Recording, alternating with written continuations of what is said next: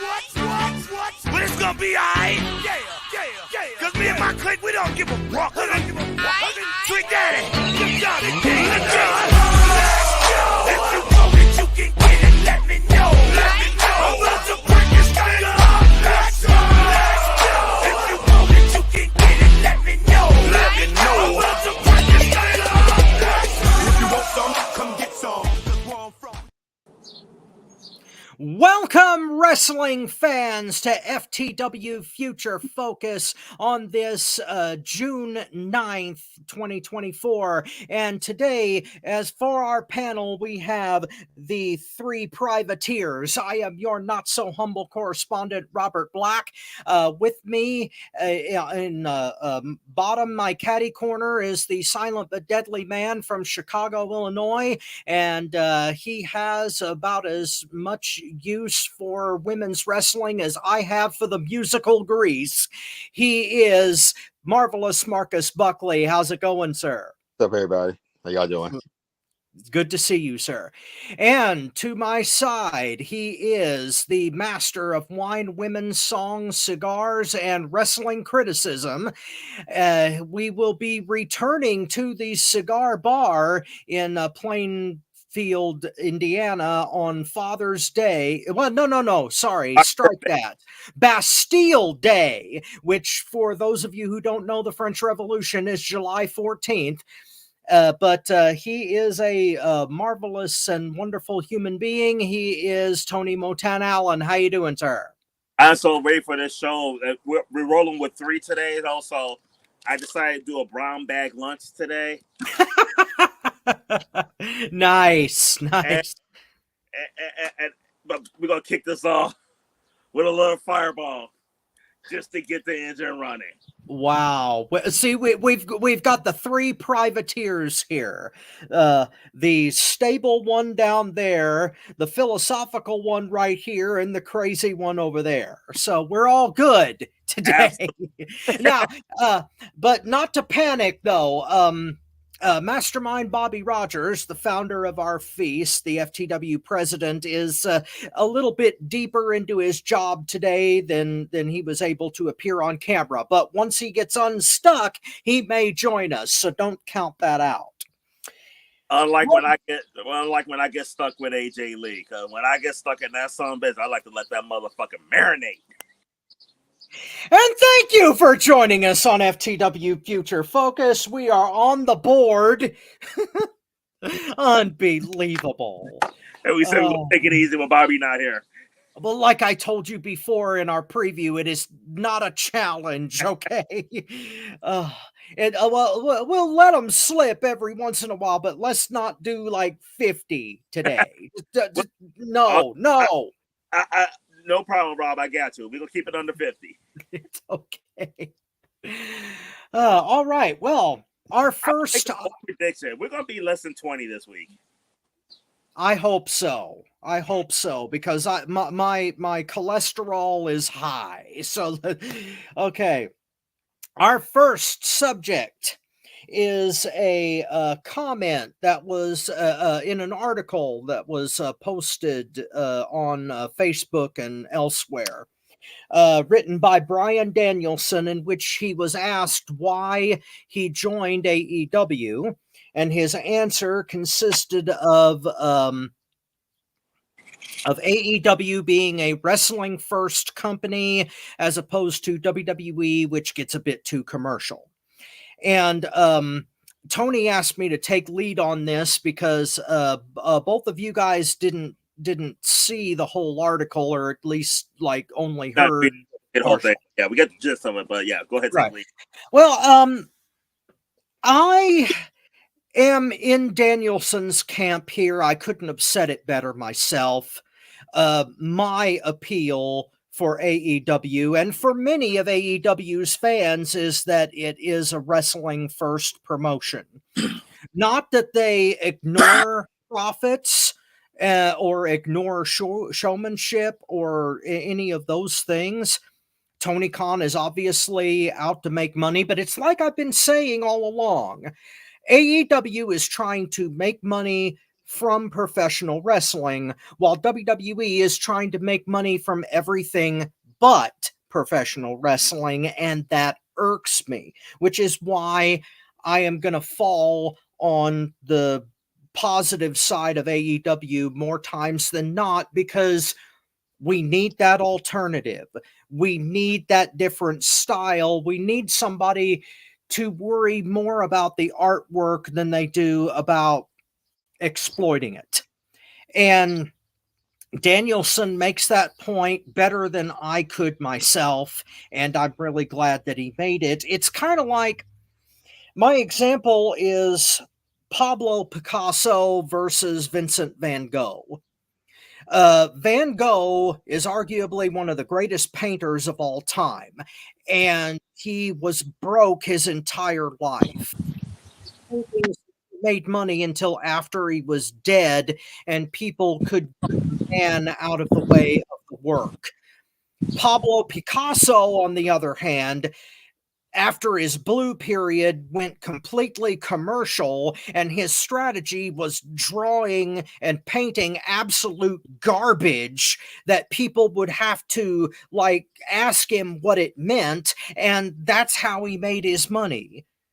Basically just getting critics to say, ask me what it means. It was a gimmick, and that's why Picasso was rich and Van Gogh died broke and was buried in a pauper's grave. But we appreciate Van Gogh today for talent alone, and it's my hope that AEW transcends that and actually makes a profit, because there's a market out there for that kind of wrestling. So I get where Danielson is coming from, because Danielson is an artist and he may possibly be the Vincent van Gogh of wrestling. Okay, so I'll let you guys. Marcus, you want to take this? I mean, I agree with everything you said, but I don't buy that that's the only reason why I didn't see the article, so I don't know if that's the reason that he said it. But I mean, he's a businessman as well. I'm sure AEW is paying him just as much, if not more, money. He's working less dates. He's not traveling as much, and he has the freedom to wrestle for other companies, which is not what he would never get in WWE. So I'm sure those reasons are just as much of the reason why he left as in terms of it just being a wrestling company. I'm not buying that that's the reason alone. And I don't know if that's what he said, because I didn't see the article, but I think he those factors as well, which are all good reasons, is why he left. Mm. So you're not buying it on face value, which is smart, because I said I didn't see the articles. I don't know what he said, but I mean, every wrestler's in it for the money. Let's be honest. If AEW was paying Danielson maybe a third of what he's making in WWE, I don't think he would have went. I doubt it. I would be surprised if he's not making even more money. And we know he's working less, and we see he has the freedom to go to New Japan and CMLL, AAA and all that kind of places. And that's not what WWE does. Yeah. Yeah. And Rob, I do want you to follow up after mine, because you're better. You saw the article, we didn't. So I'm gonna get my comments, but I'd like for you to wrap it up if that's okay. Okay, go ahead. But Marcus, fuck you, Marcus. Hey, I thought the same agree with Marcus.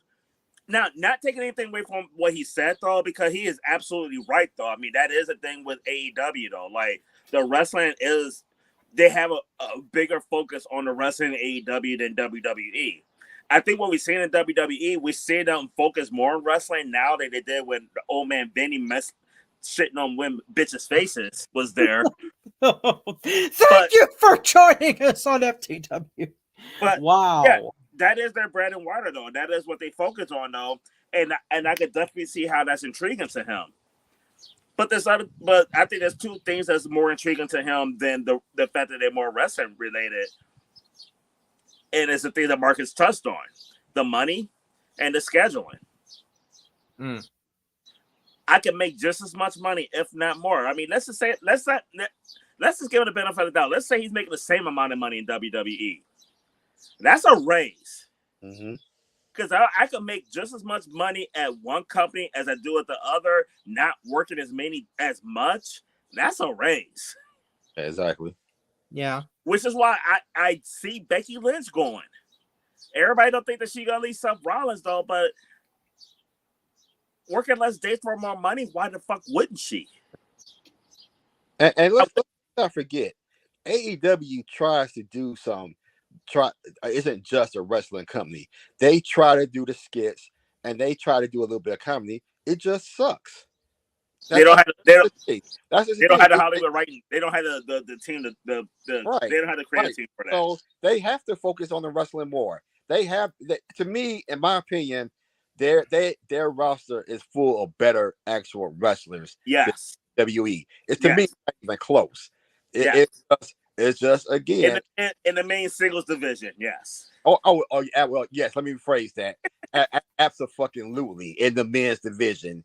Right. So they kind of. I think if they could do more of what's it called? Sports entertainment. Sports entertainment. They would. They try. It just sucks. You know, I cannot argue with that, Marcus. When AEW tries to do sports entertainment, it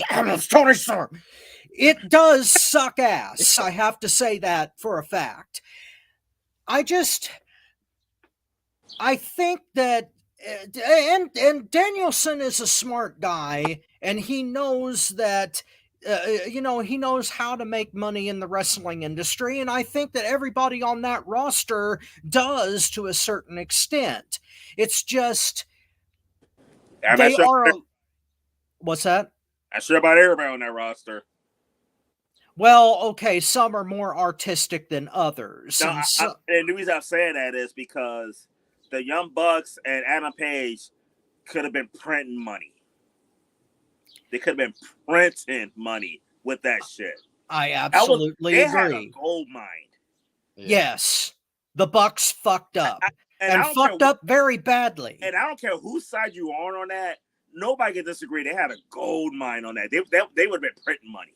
Well, I don't think the Bucks fucked it up. I think Tony Khan fucked it up by not making them do it. Yeah. I agree. There were no baby faces in that program, gentlemen. Not at all. Everybody dropped the ball, from Tony Khan to the Elite to Punk. Although I've said it time and again, and Bobby, I understand where he's coming from. The Bucks share the Bucks and Tony Khan. Well, maybe the Elite as a whole.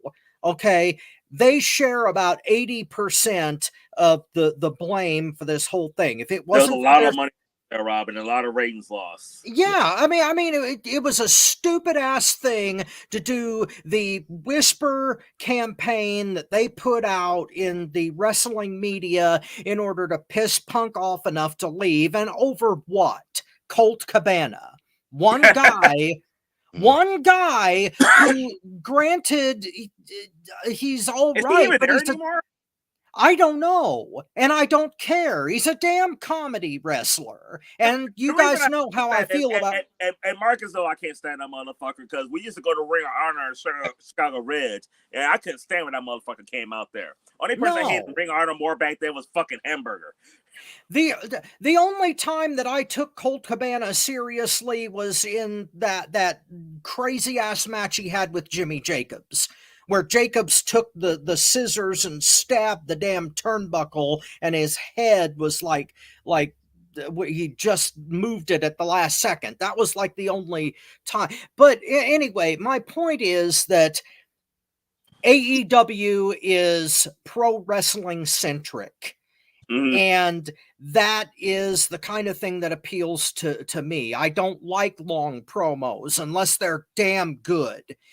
I don't like comedy skits, especially, and I hate when AEW tries to do them. And no disrespect to Ty's side boo here, but that terrible learning tree shit with Jericho has got to go. Oh man.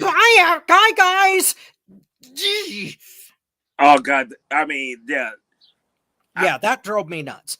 that But anyway, yeah, he took that to a whole nother level, and it wasn't good. yeah, I mean, I understand that everybody tries to be profitable. Vincent Van Gogh tried to be profitable when he was alive. It's just that his art was not appreciated until he was dead, but yet he kept moving on. And that's what AEW is doing, moving on. And I'm very happy with that. But you guys made some damn good points on that subject, I have to admit. Any follow-ups from you guys? I'm good. What about you, Marcus? Yeah, I'm sorry. Okay, cool. Well, we'll go on to the next one, and this is going to be a good round because we are going to be making predictions for NXT Battleground, which is coming up tonight. And we have got, from the looks of it, 6 damn good matches, and I can't wait to get my teeth into this. Motown, if you want to lead off on naming the matches off, we'll start the ratings. All right. Well, the predictions. Predictions. First of all, though, I'm not sure who I want to blame on this. I'm leaning towards the NBA more so than WWE, and here's why. Fuck the two of you for having the NBA Finals and Battleground on at the same time. Fuck you, NBA. Game 2 is still in fucking Boston. Why the fuck y'all need 2 days off? Oh, that's no. Why the they start this shit a week after that too. Yeah. That's why I'm more like fuck the NBA than WWE on this. But because NXT this is probably scheduled way like months and months ago. Exactly. Yeah. Maybe as much as a year. Yeah. Yeah. All right, but I digress. So we're gonna move on to NXT Battleground. Oh, just 1 second though. I'm not a basketball guy, but who is in the finals? The Boston Celtics are taking on the Dallas Mavericks. Yeah, and Boston's up 1-0 right now. Okay. Boston trying to take the lead back from LA for having more championships than anybody else. So the Celtics don't suck anymore? No, they don't suck this year. Wow, that's amazing. Okay, they've been solid, but they just haven't been championship good until now. Cool. All right. Well, we'll see whether Battleground is championship material. And hi, Mom. Go Boston. My mom's a huge Larry Bird fan and a huge Boston Celtic fan. I was too growing up. Actually, Marcus, just imagine our household growing up back in like the late 80s, early 90s, with her being a Celtic fan and me being a Pistons fan. Oh no, I'll give you one better.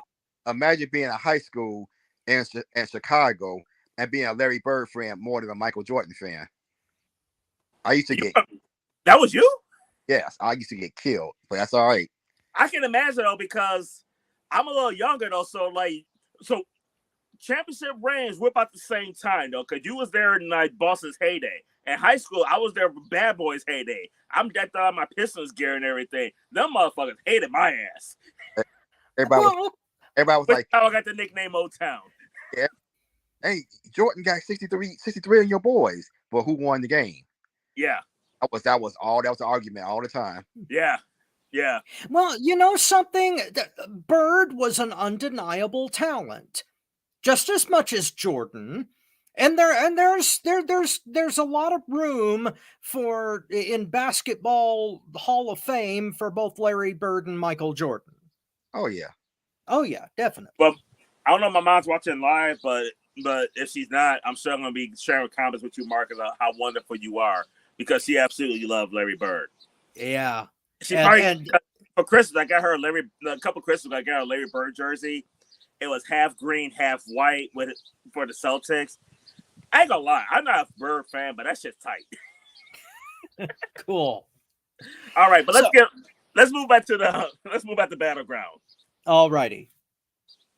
We're gonna have a ladder match for the NXT Women's North American Championship. This match is gonna crown their first NXT North American Women's Champion, and I'm really happy they're doing this though, because in my opinion, women wrestling need more mid-card titles and tag team titles. That's just my opinion. But in this match, we're going to have Sol Ruka versus Lash Legend and all that fineness she presents versus Fallen Henley versus Jada Parker versus Mia Yim. Or I like to call her Mia Yum. Because that bitch is fucking fine. And Kehlani James. Thank you for joining us on FTW Future Focus. All right, Marcus. It's a women's match, so of course you're going to kick off this with your predictions. The fact that this is a fucking ladder match, too, on top of that. But I'm going with Jada Parker. I like what they're doing to her. She seems to be pretty good in the ring. I like her physicality, and God, them cakes. Oh, Jada. She got some cakes on her. Grab them. Grab them cakes. I would love to, man. But JYD, and thank you for joining us on FTW. Yeah, but I'm going with Jada Parker. Cool. Oh, and my mama is watching. She just commented. There's a lot of cakes in this match, though. I mean, it ain't just hers. We got a lot of cakes in this motherfucker. Thank you for joining us on the cake edition. Bro, there's so much cake in this match. I swear, Tony Khan booked this motherfucker. Holy crap. All right, Rob, who you got on this one? Actually, I agree with Marcus. It's 2 out of 3. Jada Parker. Yeah, I mean, she's come a long way, and she seems like the kind of person that would work as the inaugural champion. Since it's the first time the title is christened, it seems like the right choice to me. So Parker on this one. All right. Well, it ain't gonna be unanimous because when I do my predictions, I'm gonna get Ty's predictions, then I'm gonna get mine. Because Ty sent me her predictions, even though she can't join us. And Ty, we miss you. Can't wait to see you next week. Ty picked Mia Yum Yum. Okay. She got Michigan winning this one. And I agree. I disagree with all three of you. My prediction on this one. And you want to talk about some cakes? Yeah. Lash Legend. Yeah, and I can tell by the look on Marcus' face, he knew I was picking her. I thought about picking her myself. I don't know if they're going to pull the trigger on Lash Legend. But outside of Mia Yim, I think she's the most talented one in this match. Mia Yim, in my opinion, is the most talented woman in this match, but they're not going to give it to her. Like, she's on SmackDown. Yeah, she's on SmackDown. She's going to focus on there. I think she just in this to add a little bit to the ladder match because we have a 6-woman ladder match.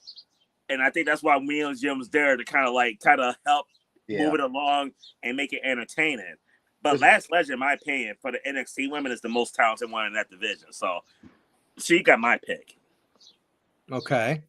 Our next match is a triple threat for the Men's North American Championship. Oba Femi versus Wesley versus Joe Coffey and the triple threat. I'm gonna kick off with the first 2 predictions, and I'll let you guys take it. Ty got Wesley winning this, regaining his title. But in my opinion, I'm going with Oba Femi. I think Oba Femi is a dominant wrestler that needs a decent NXT North America title run before he gets called up. I don't know if he's going to get the NXT championship or get called up after that, but I don't think it's time for him to lose this title. So he's my prediction right there. Rob, who you got? I have got Wesley, mainly because if basically, if Oba's being called up, then they'll probably take the title off of him sooner than later. And it seems like Wesley does really well in the North American champion slot. So I'm going with Wes. And I would give Wesley credit too. Is the fact that he also thrives in scramble matches. Yes, absolutely. Marcus, who you got here? Well, it's going to be a split because I'm going with Oba Femi. I think it's too early for him to be called up. Yeah, I think he's still a little green and definitely needs more work before he's called up to the main roster. I don't think Wesley needs the title at this point in his career. I think if he hadn't gotten hurt, I think he would be on the main roster already. and I think it's only a matter of time before I wouldn't be surprised if he's called up before 2025. I'll be surprised if he's not the main roster. So I don't think he needs the title. So I'm going Obafemi. The only problem I got with Wesley is his size, though. But we'll see how they go with the Triple H direction, though. Right. I think that's back. Right.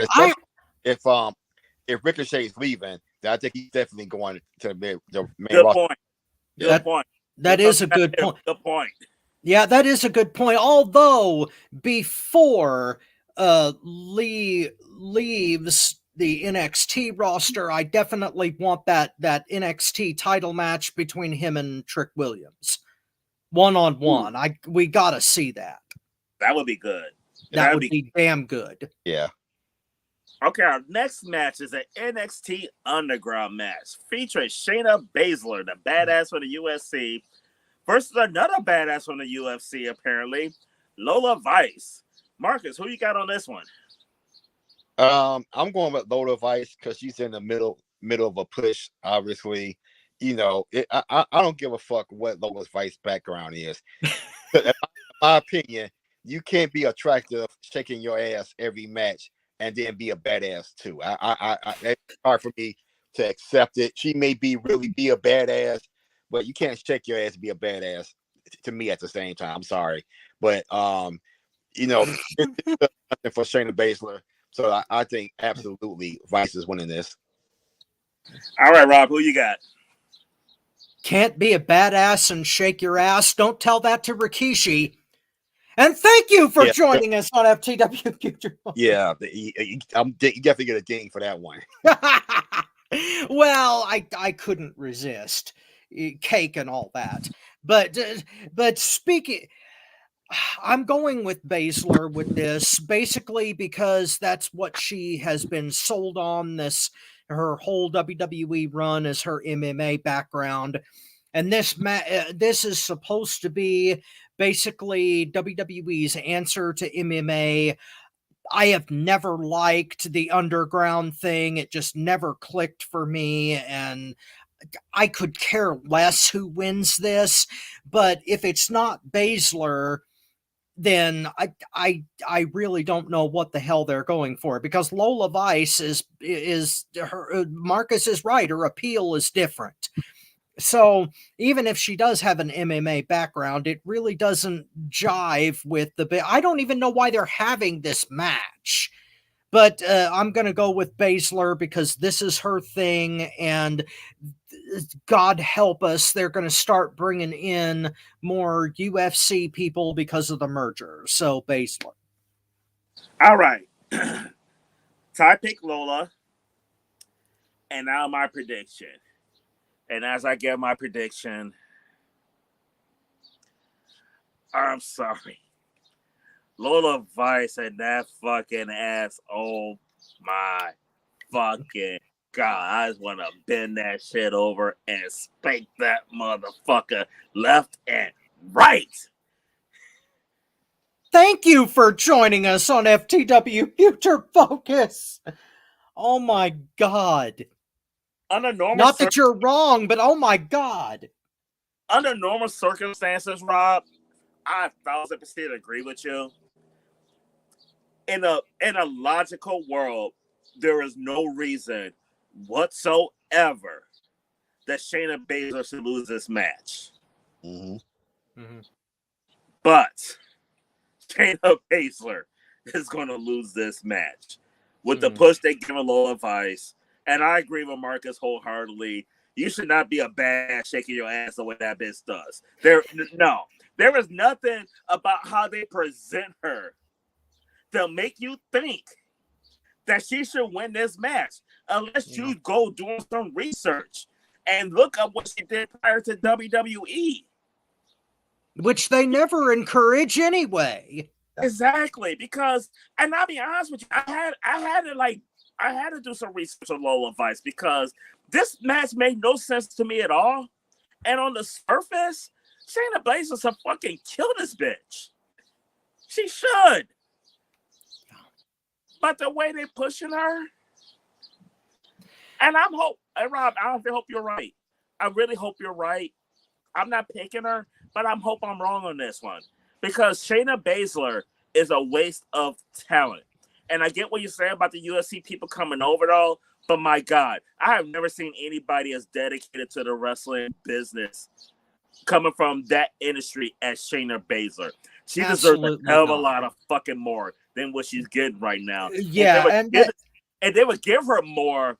It might encourage the UFC people to take this more seriously, put the fucking work into it, and be damn good wrestlers. yes, and Shayna Baszler is probably the only person out of a UFC background that I appreciate in the wrestling industry because she did take it seriously and she did become a legit professional wrestler. So I respect the hell out of Shayna Baszler. Now, Did it, and she did it coming in at the same time as Ronda Rousey, which she really didn't have to.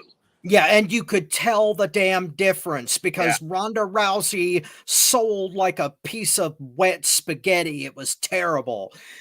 As much as I bitch about that bitch Becky, I'm not gonna go belly in her no more. I don't really. But Ronda Rousey, fuck that bitch. No, definitely not. I was against her coming in when people were like for it, and I'm still against it now. She was terrible. Ronda just wanted to waltz into the ring, do her MMA shit, and automatically thought that it was going to get over, and it didn't. People booed the fuck out of her, and for good reason. And she came too late because when WWE wanted her was she's at her peak when she was kicking everybody's ass when she was undefeated, but she was too good for the shit then. But when she got her ass kicked a couple of times and her stock in UFC fucking dropped, that's when her little broken, beaten ass would have waltzed her ass in. I think she's God's gift to fucking wrestling. Fuck you, Ronda Rousey.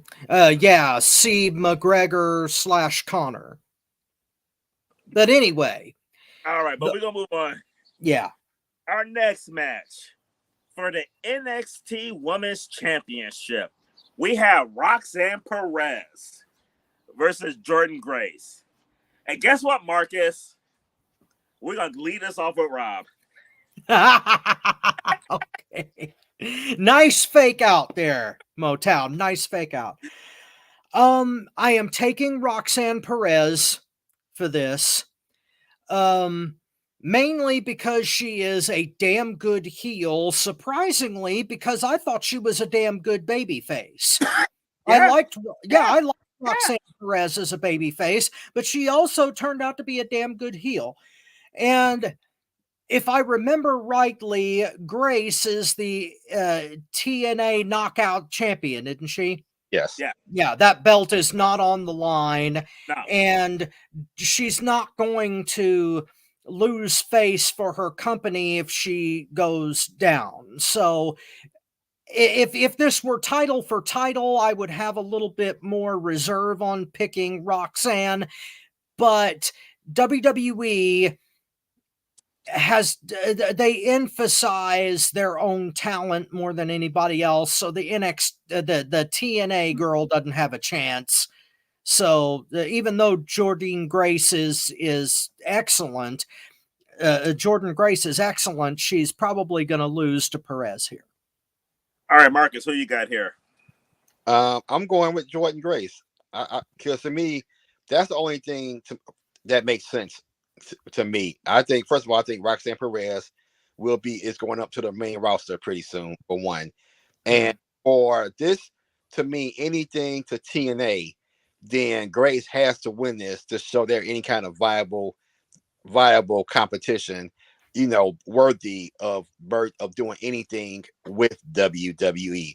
TNA is already considered to be a small time company anyway. So Roxanne Perez beating their NXT being their minor league company, beating TNA's world champion. I mean, that does nothing for TNA.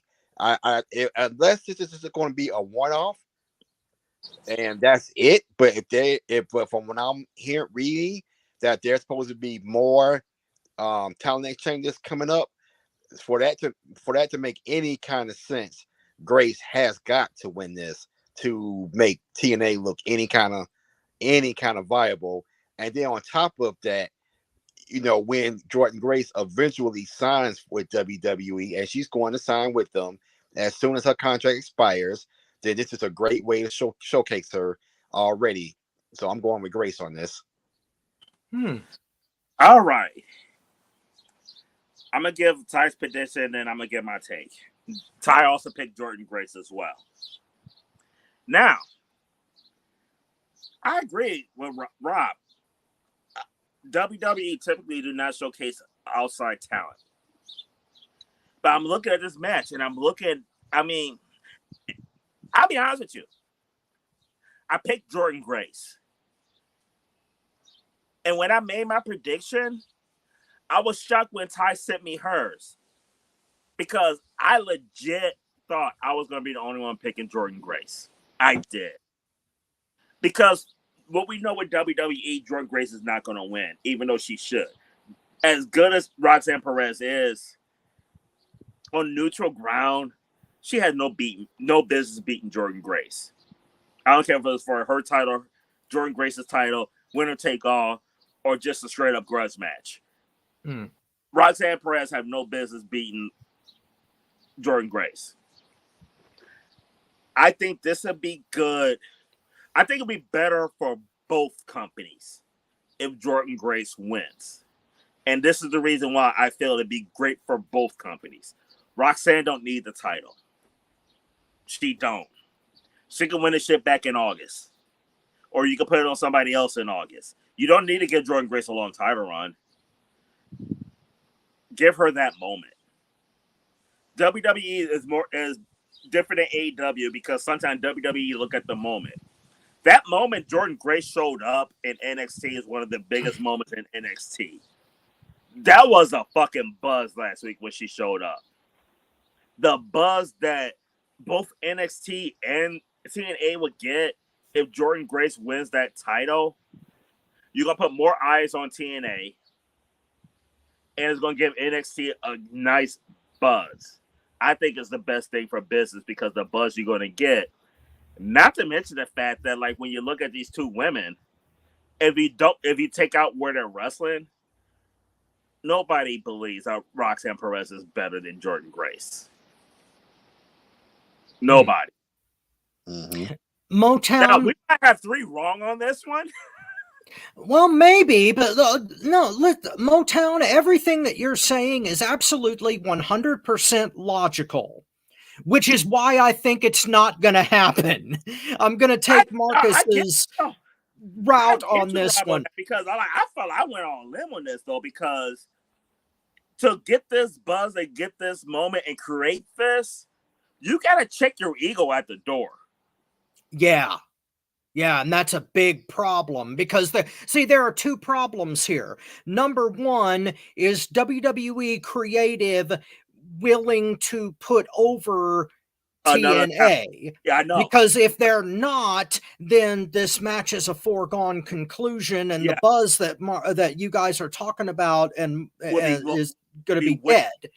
It'll be an opposite buzz. Right, exactly. But there's also the question that Marcus brought up, whether this is going to be a one-time thing or not. If TNA is going to do actual business with even just NXT, if they're going to bottle the interpromotional stuff between just those two promotions, then they may just, it could be just a one-off, but if they are trying to have TNA do business with the regular roster, then everything that you guys are saying would make sense. But somehow I think this may just be a one-off shot, like Mickie James being the knockout champion in the Royal Rumble.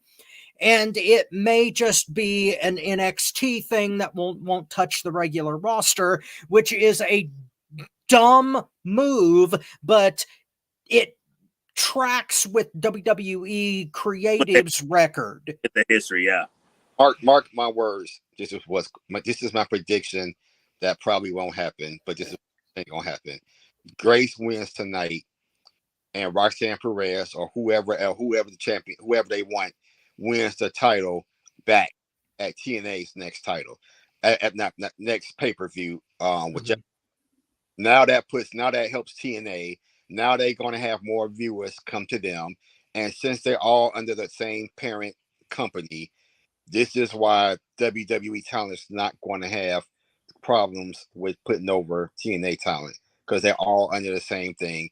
And a more valuable TNA is, the more valuable Endeavor is. So you got to make Big Daddy happy, and that's what it's all about.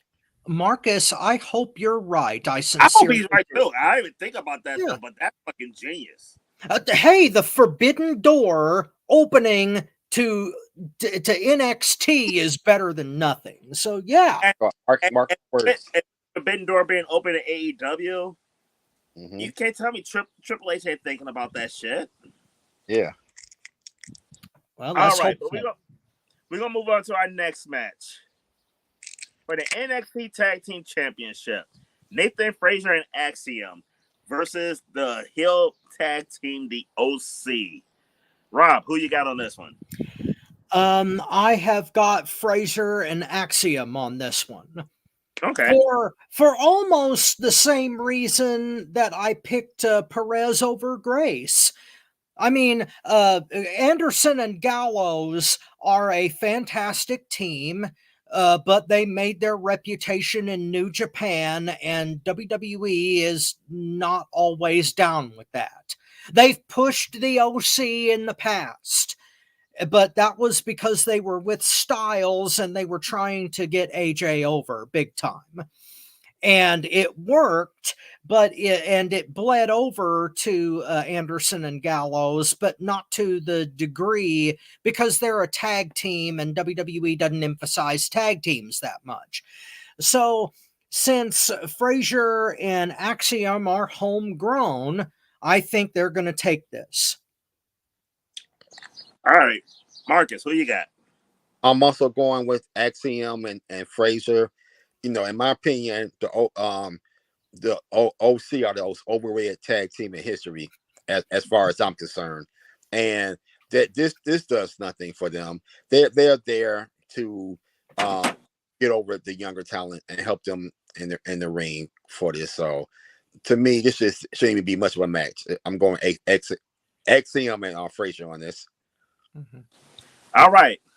Well, it's going to be a clean sweep, 4 across the board, because Ty and myself, Frazier, Frazier and Axiom. and Axiom. Okay. Easy for me to say. Mm.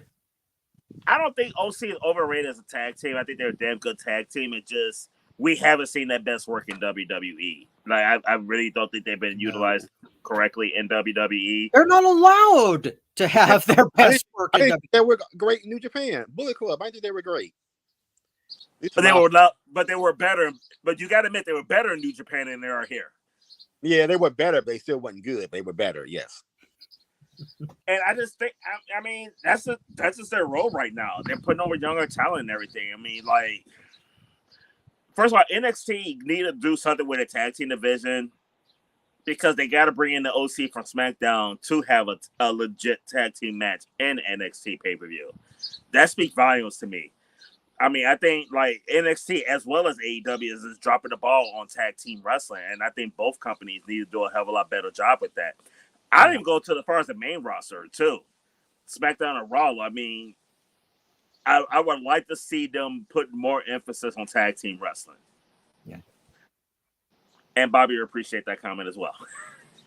But on this, it's going to be a clean sweep, and I will be shocked if we're wrong on that. Mm. And our final match of the pay-per-view for the NXT Championship. Is he still all Eagle, Ethan Page, or is he? I don't know if he's going to use that, but yeah, Ethan Page. But Ethan Page versus Trick Williams. Whoop that trick. Whoop that trick. I'm going to leave this off because as I'm going to whoop that trick, y'all know who the fuck I'm picking. I'm picking the same person that Ty picking. We both are saying whoop that trick. Trick Williams all day, every day.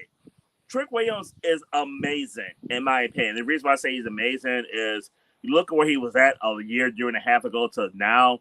and the way he got himself over is fucking impressive. I am so impressed. I'm so happy with what Trick Williams is doing right now. I was not a huge fan with him back in the day, though, but man, he swayed me. So myself and Ty, we both got Trick in this. Rob, who you got? I have got Trick as well. And the reason is mainly because there is no way in hell that WWE is going to put the NXT championship on a guy that they just got from AEW.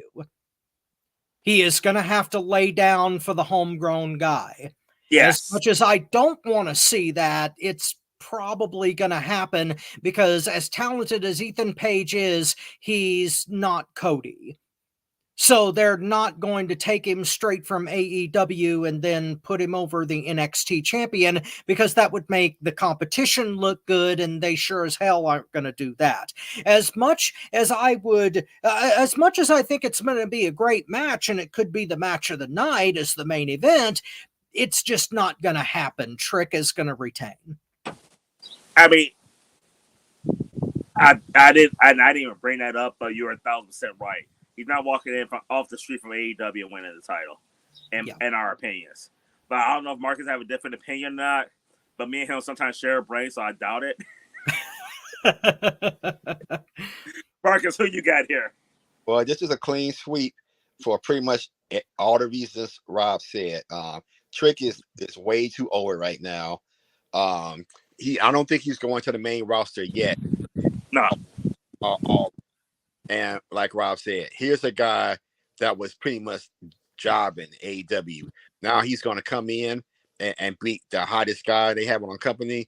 No. Now I can see it being maybe a screwed up finish so they can set up another match down the line. I can see that being a possibility because I think that NXT will be great for Ethan Page, and I can see him winning that title at some point and being on the main roster, but not tonight though. So clean sweep. I'm going with Trick. All right, cool. So that wraps up our predictions, Rob. So go ahead and take it away. All right. Well, we are going to start off this next segment with Marcus because he is the father of it. This is our You Tapped Out segment for this week. So, originator, please introduce. Well, you guys already kind of took some of the shine off my tap out moment, and that's this learning tree bullshit. I you know what? I really tried to give it a shot, but I don't know if Jericho's doing this worse or this look worse on Big Bill doing it. I mean, just when they were doing something with him or Ricky Starks, they got him doing this bullshit. It's bad. I mean, and why like Taz said, why the fuck is he yelling? I mean, I don't understand. It's like it's bad. And then Brian Keith, this dude, I hope you don't get in trouble for saying this, but he looks like a damn coon. He makes me he makes me sick with the way he's playing like that. It's almost like, yes, Mr. Jericho, no, Mr. Jericho. Oh,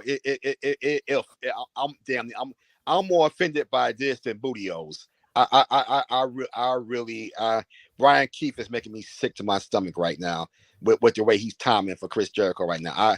I absolutely can't stand it. This is absolutely awful. You know what? This shit might be my fucking tap out for the next month.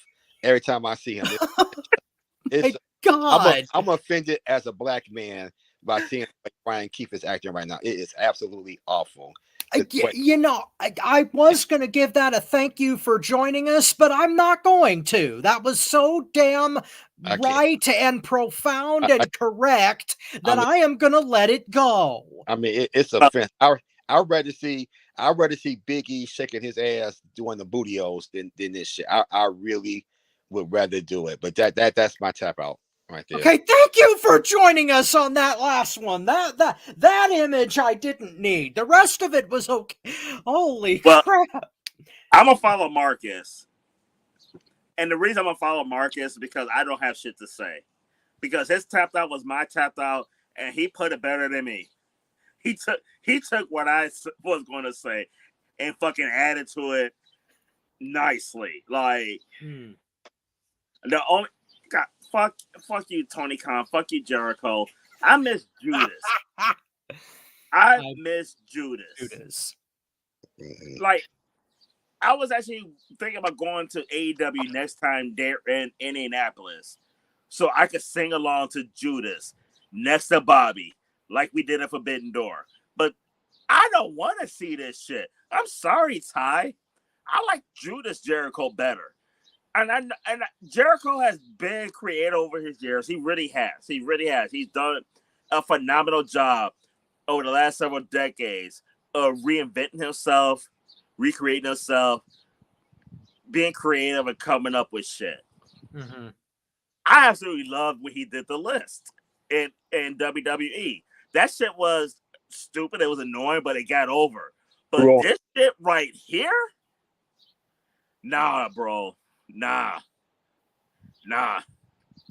When everybody was saying you need to pack it up and retire, when you was out coming out to Judas, I was on your side. I'm like, we don't need to lose Judas.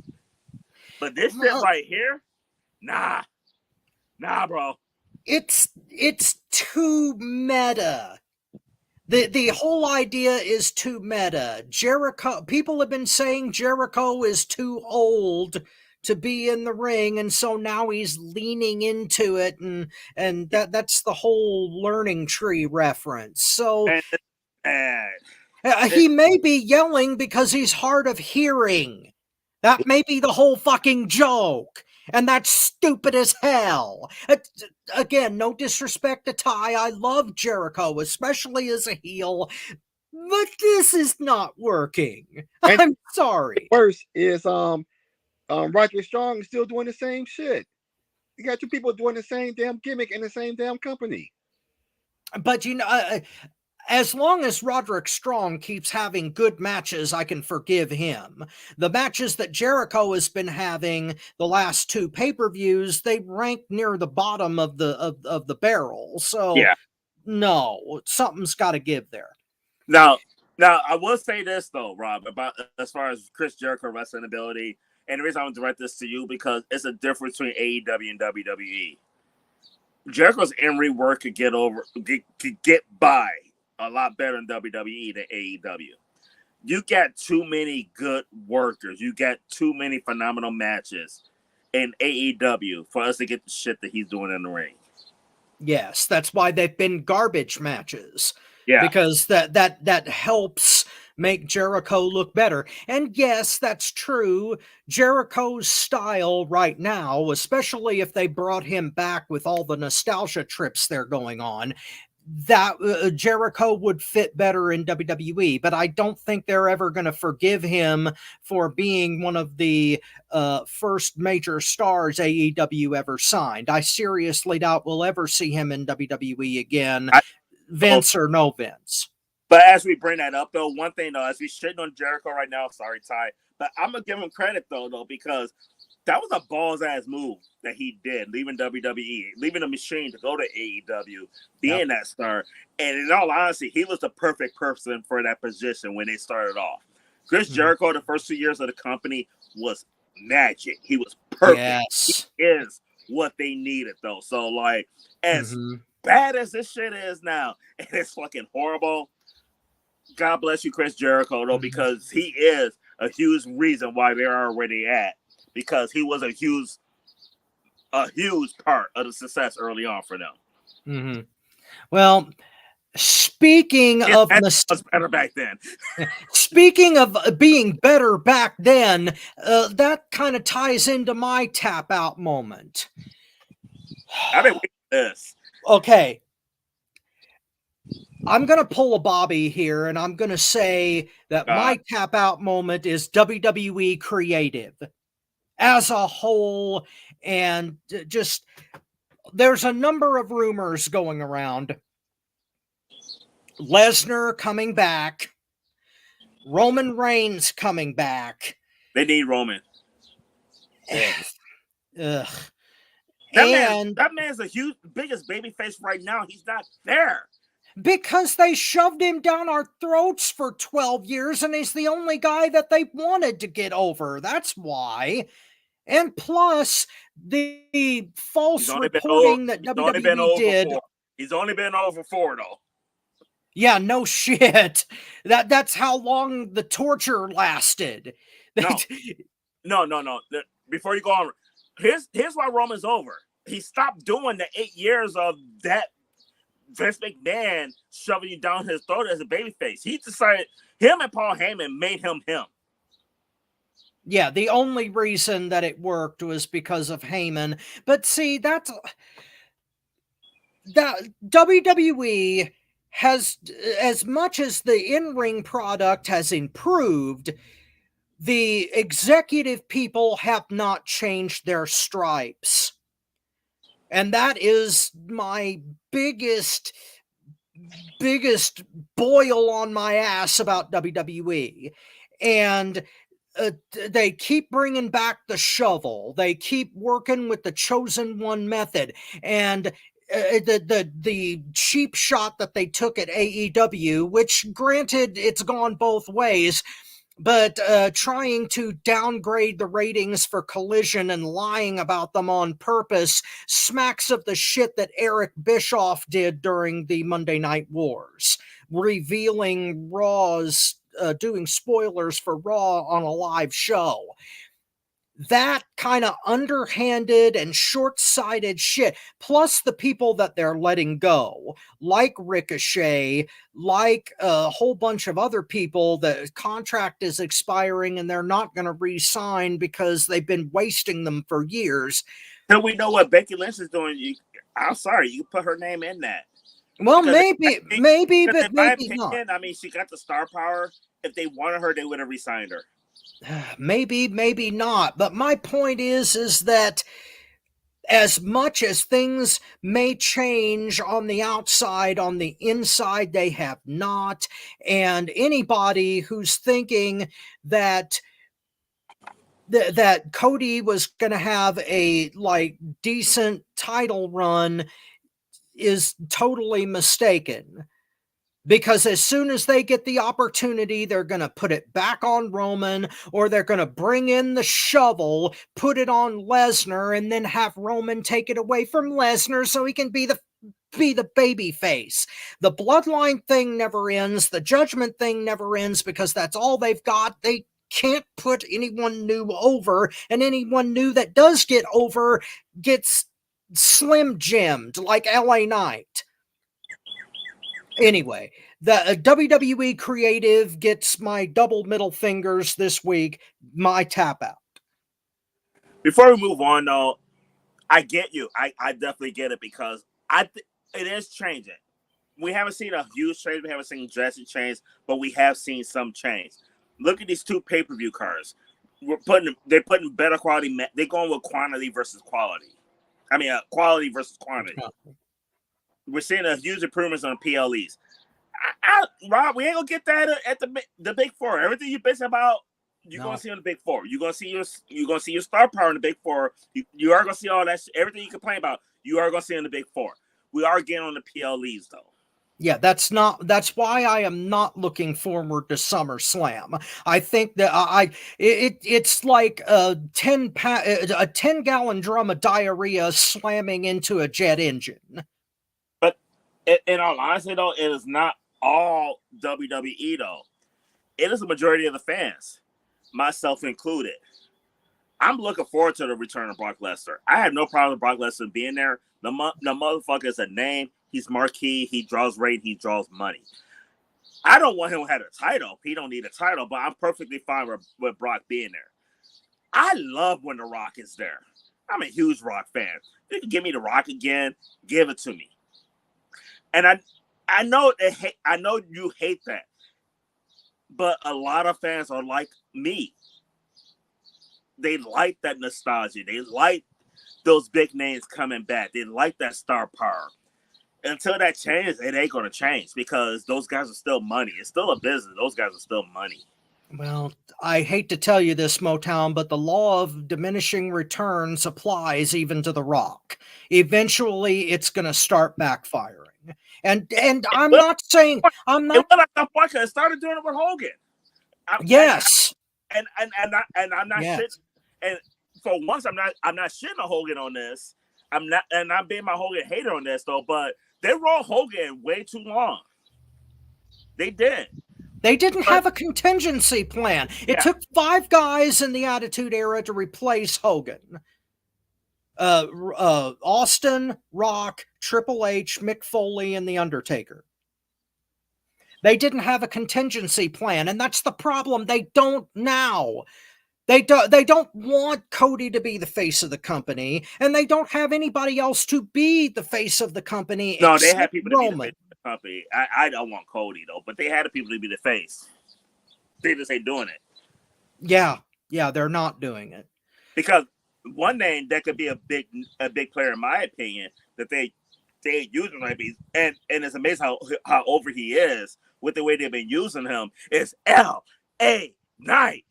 Yeah. But see, that's the thing, Motown. LA Knight was only supposed to be a joke in the eyes of WWE creative. The fact that he got over it all was he was this era's yellow polka dots. Yeah, it got but look at what they've got him doing now. He's hawking Slim Jims. Granted, corporate sponsors are important, but my God, like I was talking before, Van Gogh versus Picasso. Pablo Picasso made the ugliest fucking art in the history of mankind, but he died a rich man because critics thought that it was like surreal and deep. It wasn't. The man was a fucking hack. He drew garbage on purpose just so that he could con people. And that's how I feel about WWE creative. But anyway, that's moving on to some brighter topic. And since Marcus kind of got left out of that portion of the conversation, I'm going to let him go with his moment of the week first. My moment of the week was on Raw, and that was Ludwig Kaiser beating Sheamus. You know, I've liked Kaiser ever since he was in NXT, and I think he's been underused as Walter's flunky. So I'm hoping that this is the start of a push, especially if we have all them guys exiting company. Do they need to create new stars? And I think he has everything it needs to be a star in WWE. If Gable doesn't get the Intercontinental, I would like to get it more so than Braun Breaker, as far as I'm concerned. But I'm happy to see him get the win over Sheamus. So that's my moment of the week. Well, Motown? My moment of the week. I don't know if Chris still watches. If you're watching, Chris, I'm giving your boo my moment of the week. And I'm giving this moment of the week for a couple of different reasons. One of which is I didn't think they could pull this off. Some of the most intriguing shit we have going on Raw is Liv Morgan and Dominic Mysterio. Them two are my moments of the week. The shit that they're doing is fucking phenomenal. I didn't know Liv had it in her. I didn't know Dominic had this in him. It's a storyline that we kind of saw brewing, but didn't really expect a lot out of it. But the way they're doing it, Dominic Mysterio, in my opinion, has to be working with Paul Heyman. He has to be working with Paul Heyman. His mannerism, his facial expression, the way he's expressing himself non-verbally throughout this whole interaction, the way in my opinion, Liv's going to be with Dom. When Rhea come back, Dirty Dom is going to be Rhea. And it's going to make Rhea Ripley the biggest babyface in the women's division. And it's going to make him a bigger heel than he already is. They struck gold with this Liv Morgan revenge tour. I used to hate her revenge tour. They have really struck gold on this. And I know, Robbie, you're not probably enjoying it as much as I do because this is more of a storyline non-wrestling shit though, but what they're doing is fucking magic, and the way they're doing it is what I'm really impressed with. The shit that Liv is doing, and Dom is like, no, he ain't really for it, but he's like little mini Paul Heyman. You could tell, but the facial expression is. I'm enjoying this. And I cannot wait for the payoff on this though, because when Rhea come back, oh my gosh, shit's gonna hit the fan. Shit's gonna hit the fan. Them two are gonna be the biggest heels in wrestling when Rio returns, and that's what you want. That's what you want, an ultimate babyface, because you gotta do this. You gotta do this because Rhea Ripley is a beloved heel. She's in a heel faction doing heel shit, and everybody loves her. You gotta make her the ultimate babyface. She's gonna be the biggest babyface in this company because of this angle. I love the work that they're doing. Absolutely love it. She's the Road Warriors. She is. Yeah, no doubt about it. Ironically, Motown, my moment of the week is a promo too. Oh, Strange. Wow. Yeah, strangely enough, my moment of the week this week is a promo from Collision. Dustin Rhodes going off on jackass Jack Perry. Yeah. I didn't see Collision, but yeah, dipshit Black Perry. I'm gonna watch that shit tonight. Oh yeah, I'm gonna watch that shit because of you. I'm gonna watch that shit tonight. No, the promo that Dustin cut on Perry, it was heartfelt. It was just dry and raw as hell. He referenced his dad a couple times.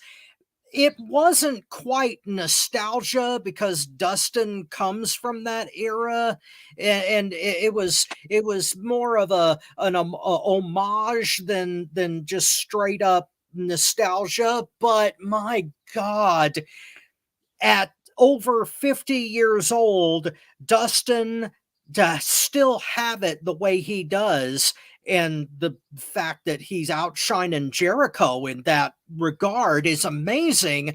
And I get what you're saying about storyline, and I'm not against storylines. It's just that I want storylines to lead to a match that is at least decent enough to justify the program. And sometimes that doesn't work. Now, in the case of Liv versus Rhea, it probably will. Because Rhea Ripley is a damn talented wrestler, and she and Liv Morgan could have a damn good match. So can Dustin Rhodes and Jack Perry. The difference is that we all know that Perry is going over because that's the damn storyline they're going with the evil elite and all that bullshit. But I dislike Jack Perry in the X-Pac go away heat way that I'm really looking forward to seeing Dustin, win or lose, go out there and beat the ever-loving fuck out of that jackass. Jack Perry's on fire. Jack Perry's on fire. I'm sorry, Bobby. I had to do it again. I'm getting it over. Damn it. And I will say this about Dustin, though. In my opinion, Dustin Rhodes is one of the most underrated all-around talent. And the reason I say all-around talent, you have guys who's really good workers and not that good on the mic. You have guys who's really good on the mic and not really good in the ring, and they kind of get overlooked. Dustin is underrated on both. Mm-hmm. Yeah. I didn't see the promo on Collision, though, but overall, though, he's underrated on both. Yes, absolutely. He should have been a world champion a long time ago. I mean, and some of y'all might think this is blasphemy that I'm going to say this, though, but he deserved a world title run more than Cody. At a certain point in his career, yes. Yeah. Yes, at a certain point in his career, I'd say maybe 15, 20 years ago, maybe as I'm not saying today, though, but I think his peak was higher than Cody's. Maybe at the height of Goldust's popularity, he should have had a run. In WCW as himself, he should have had a damn run. Yeah. But my moment was definitely Dustin this week because that was a hell of a promo. I love your moment because it motivated me to watch Collision. And I'll be honest with you, like, me and my mom's watching TV yesterday. She's like, wrestling coming on. It's just Collision. Now and we watched Fatal Files all night. And granted, I had a ball. Like, me and my mom sitting there watching TV all night. It was fucking blast, though. But I'm going to check out Collision. Cool. All right. Well, our next subject is Ricochet. It is confirmed that he is leaving WWE, possibly for AEW, possibly for TNA, possibly to Japan. We don't know. But a lot of speculation going on as to where he's going to end up or whether this is even a good move. Marcus, will go 3 for 3 and start with you again. Well, they say he's already given his notice, and I think this is a good move for him because, I mean, again, if he goes to AEW, he's not getting less money. We know that, and we know that the style. There's more people in AEW that wrestles his styles that he can have good matches with than in WWE. And I think it's great that they gave his notice now because, like, what they gonna do? Job him out more than they already do? I mean, seriously. So, I mean, he really had nothing to lose from that. Now, I thought maybe he would stay because that fine ass Samantha Irvin is there. So I thought maybe that would be enough because I would have a hard time not being on the road with her day after day, But I think he will be showcased better. Well, let me rephrase that. As I'm thinking about it, I think initially he may be showcased better AEW. I can't say that a couple of months after he has this match with, say, Ospreay and Danielson and whoever else. Long term, I don't know, based on how Edge is being booked and all that shit. I don't trust AEW booking to do much more with him long term. But I think the individual matches will absolutely be better for him in AEW, and he'll have the freedom to go to New Japan and AAA and all that kind of stuff if he wants to do that, especially with them working with CMLL right now. I can see him doing stuff with them as well. So I think it'll be better for him career-wise initially, yes. Cool. Motown? I agree with a lot of Marcus says. Me personally, and I agree with Marcus because I think short term is going to be phenomenal. When he come in there, he's going to be fucking fire. He is going to be fire. From AEW's history with WWE talent that we expect to get pushed out the moon and be great long term, they don't have a great history with that, so I get your concern on that. But I don't think his long term history is gonna be any worse in AEW than WWE. I think he's gonna have a better long term history. Might not be what we want, it might not be what we hope for, but I think he's gonna be better than what he's doing in WWE, without a doubt. And he got the forbidden door. Like, he could work in New Japan, he could work at CMLL. I mean, like, he got so much shit he could do there. And we're gonna go back to what we talked about earlier. He can make just as much money, if not more, working less dates if he goes to AEW. And in my opinion, like, because Rob, you said, like, we don't know where he's going to go. If he leaves WWE, he's going to AEW. That's the only option for him. If you don't leave WWE and go to TNA. You don't leave WWE and go to, like, one of these. No, he's going to AEW. His good friend Will Ospreay is pushing him to go there. That's going to be why he leaves his wife in at the broadcast booth at Raw. And I don't think it's gonna help. I don't think it's gonna hurt their relationship at all. I think they see each other a lot. Yeah. because Samantha Irvin is not in-ring talent. Mm. She's a Raw announcer that announces some pay-per-views. She works Sundays and Mondays, or some Saturdays and Mondays. She's not on the road like that. She's not Samantha Irvin. I mean, and I could be wrong, and if I'm wrong, guys comment in the comments though. But Samantha Irvin ain't doing house shows. She ain't on the road like the boys are. She ain't working a schedule like everybody else is. She got a cupcake TV schedule, and Ricochet cupcake TV schedule. Legit, they might see each other more. Yeah, that's true.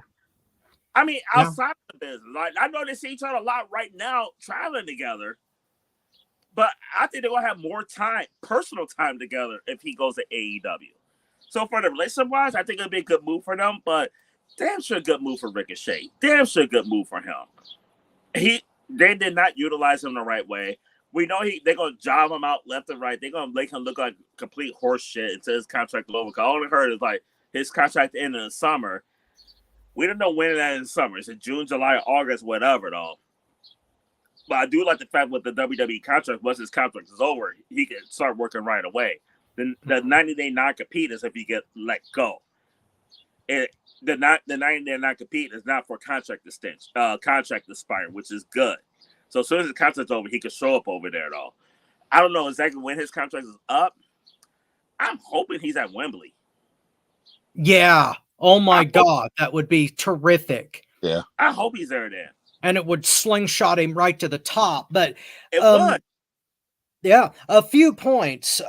They are getting ready to, the U.S. government is getting ready to outlaw non-compete clauses in employment contracts. So depending on when that kicks in, it might not matter whether Ricochet had a 90-day non-compete or not, because it might not be relevant anymore. Second, to me, there is no greater example of the crime of WWE not utilizing somebody phenomenally great to their full potential as Ricochet. That guy is an unbelievable talent, but because he's too small and because he's not homegrown, they have always screwed him over. Now, you guys made excellent points in that, yeah, things will be much, much better if he leaves. But I get the feeling that Ricochet is going to go the Nick Namath route. He's not going to he may end up in AEW eventually, maybe in the next few months or so, but I think he's going to do it like through the forbidden door the other direction. I think that if he did go to New Japan, or maybe to just the Strong Dojo out in California and did some matches there, then he could build up his eventual AEW debut and come into the company that way with even more build behind him. But as far as Ricochet leaving his spouse in WWE, Motown, you're right on point, because Ricochet has a whole lot less to lose that route than Becky does going to AEW with Seth. And that's my main reason, one of the main reasons why I am not quite sold on Becky leaving, because Seth Rollins is one of their major cornerstones right now, and his wife going to the competition might not be a great look for WWE in the long term. But Irving Ricochet's wife is not as high profile as Seth Rollins, so it works. So wherever Ricochet goes, I think it's going to be a whole lot better. In my opinion, the country I bet Becky, if the WWE wanted to keep her, they would have signed her by now. As I'm talking this from a business standpoint. You resign her, you give her an extension before you give her the opportunity to entertain other offers. like AEW can't offer her shit when she's still in the contract. They can offer her shit now. If that bitch was valuable to them, and they they legit felt that she was an asset to them, they would have signed her before they gave her an opportunity to listen to these other offers. Because money talk. But was it was it that they didn't make her? But was it that she didn't sign, or was it they didn't make her an offer? I don't know. I don't know on that. That's a big difference. Well, It is. But that is a big difference. But when you think about that too, though, that also kind of get an argument to her she could leave, though, because if they made her offer, she didn't accept it. She's entertaining other offers. Mm-hmm. She's looking at the other side. She's looking at the grass on the other side of that fence. Well, as much as we talk about star power, and if AEW they roll up the Brinks truck to Mercedes Moné, I think this conversation will be different. I seriously, in my heart of hearts, think that like Becky Lynch is looking at the money that Mercedes Moné is making, and she wanted to keep her options open. Well, as much as we talk about star power and how important or not important it is, we have to admit, even though she's not our favorite girl in the world, that Becky Lynch does have a name and that she can't keep. I can't even deny that. Y'all know I hate that bitch. I fucking hate her. But I can't. But even me, I can't ignore her star power at all, and I can't ignore the impact that she would have in AEW. She'd be one of the biggest names in the company. Well, yeah, she does have a base. They got other talent better than her. Yeah, name recognition, star especially power. Especially based on the last few PLEs that she's been in, she's dogged it. Maybe, and that might be an indication that she's on her way out, but it could be. She has a following, and she would do good to AEW and its visualization. But I don't know, that there's more factors to her leaving than Ricochet leaving. Ricochet, yeah, Ricochet leaving is like 90% positive. Becky leaving maybe like 60 or 70% positive, depending on how much you hate her. Yeah, I agree with you on that. And for our last segment of the day, we are going to be going to our predictions for Clash at the Castle in Scotland. I am not sure. What day does that fall on? It's Saturday. Oh, it's next Saturday? It's Saturday, yeah. Sweet. Okay. I'll turn it over to you, Motown. You can run down the matches, and we will finish this out right.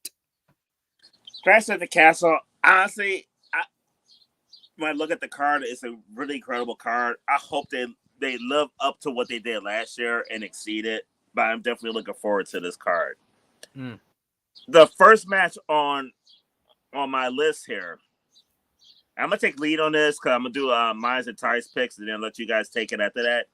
It is the WWE World Championship held by Damian Priest. Damian Priest will be defending his title against Drew McIntyre.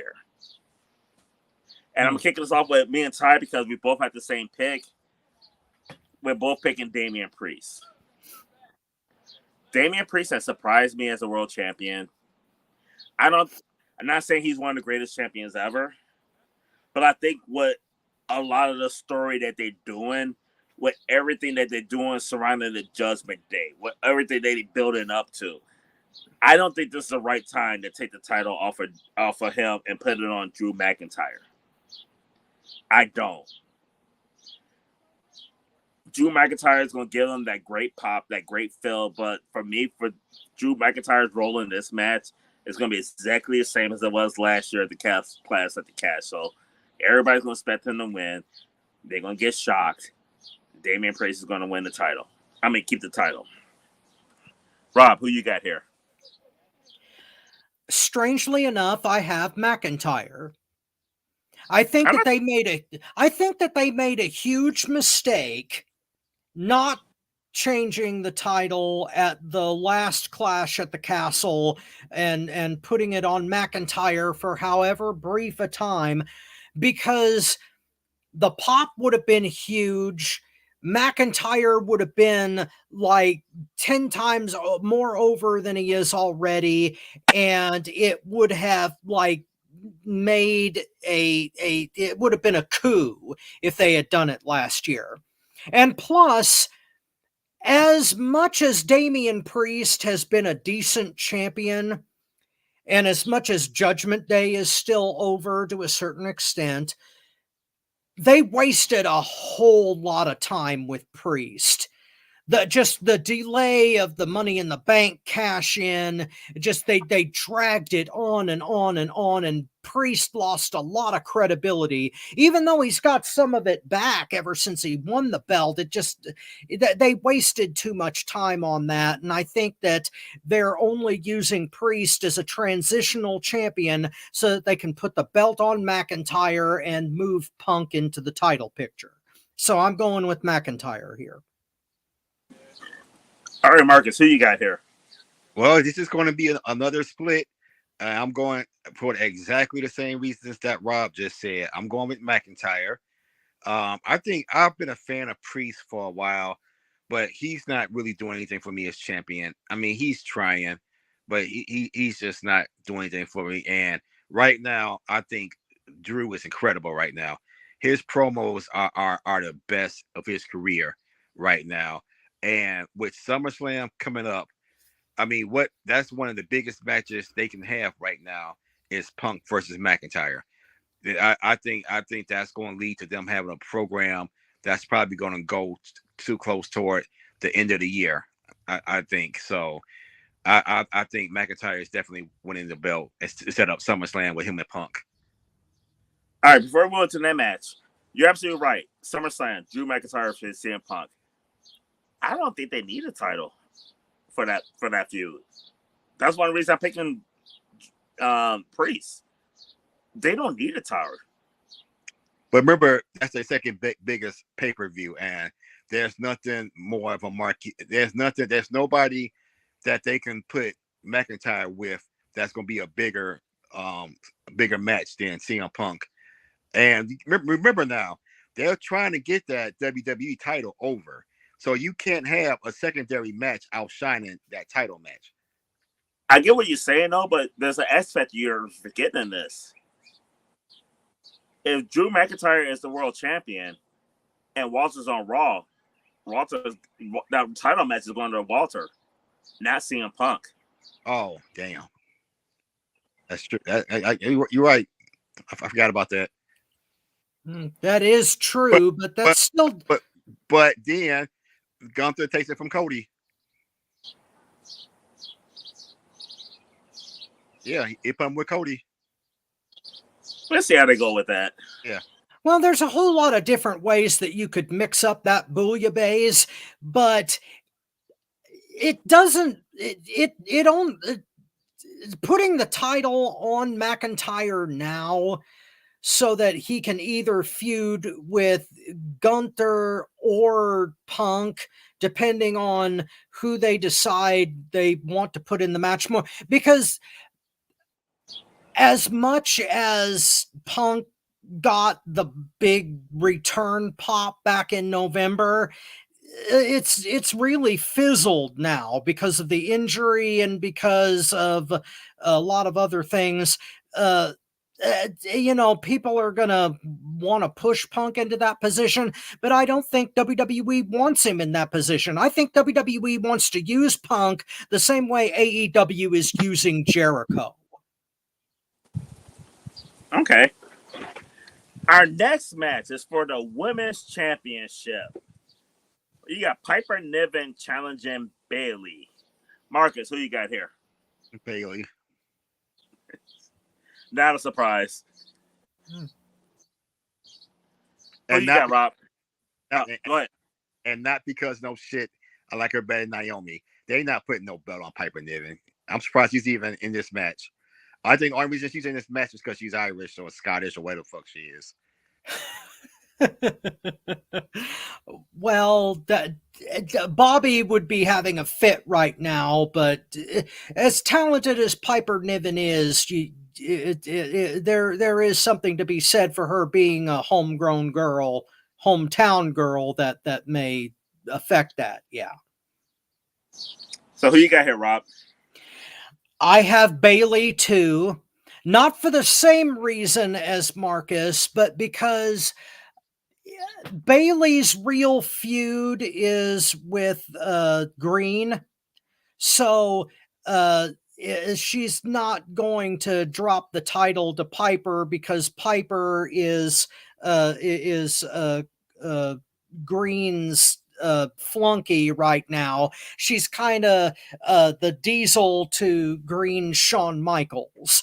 So they're not going to put the title on the secondary lady in the whole thing. It's going to come down to Bailey versus Green, and that may be where they change the title. But right now, Bailey is over as champion, and I'd like to see her hold on to it for a little while longer. So I'm taking Bailey on that basis. It may be a damn good match though. So, but Bailey's going over.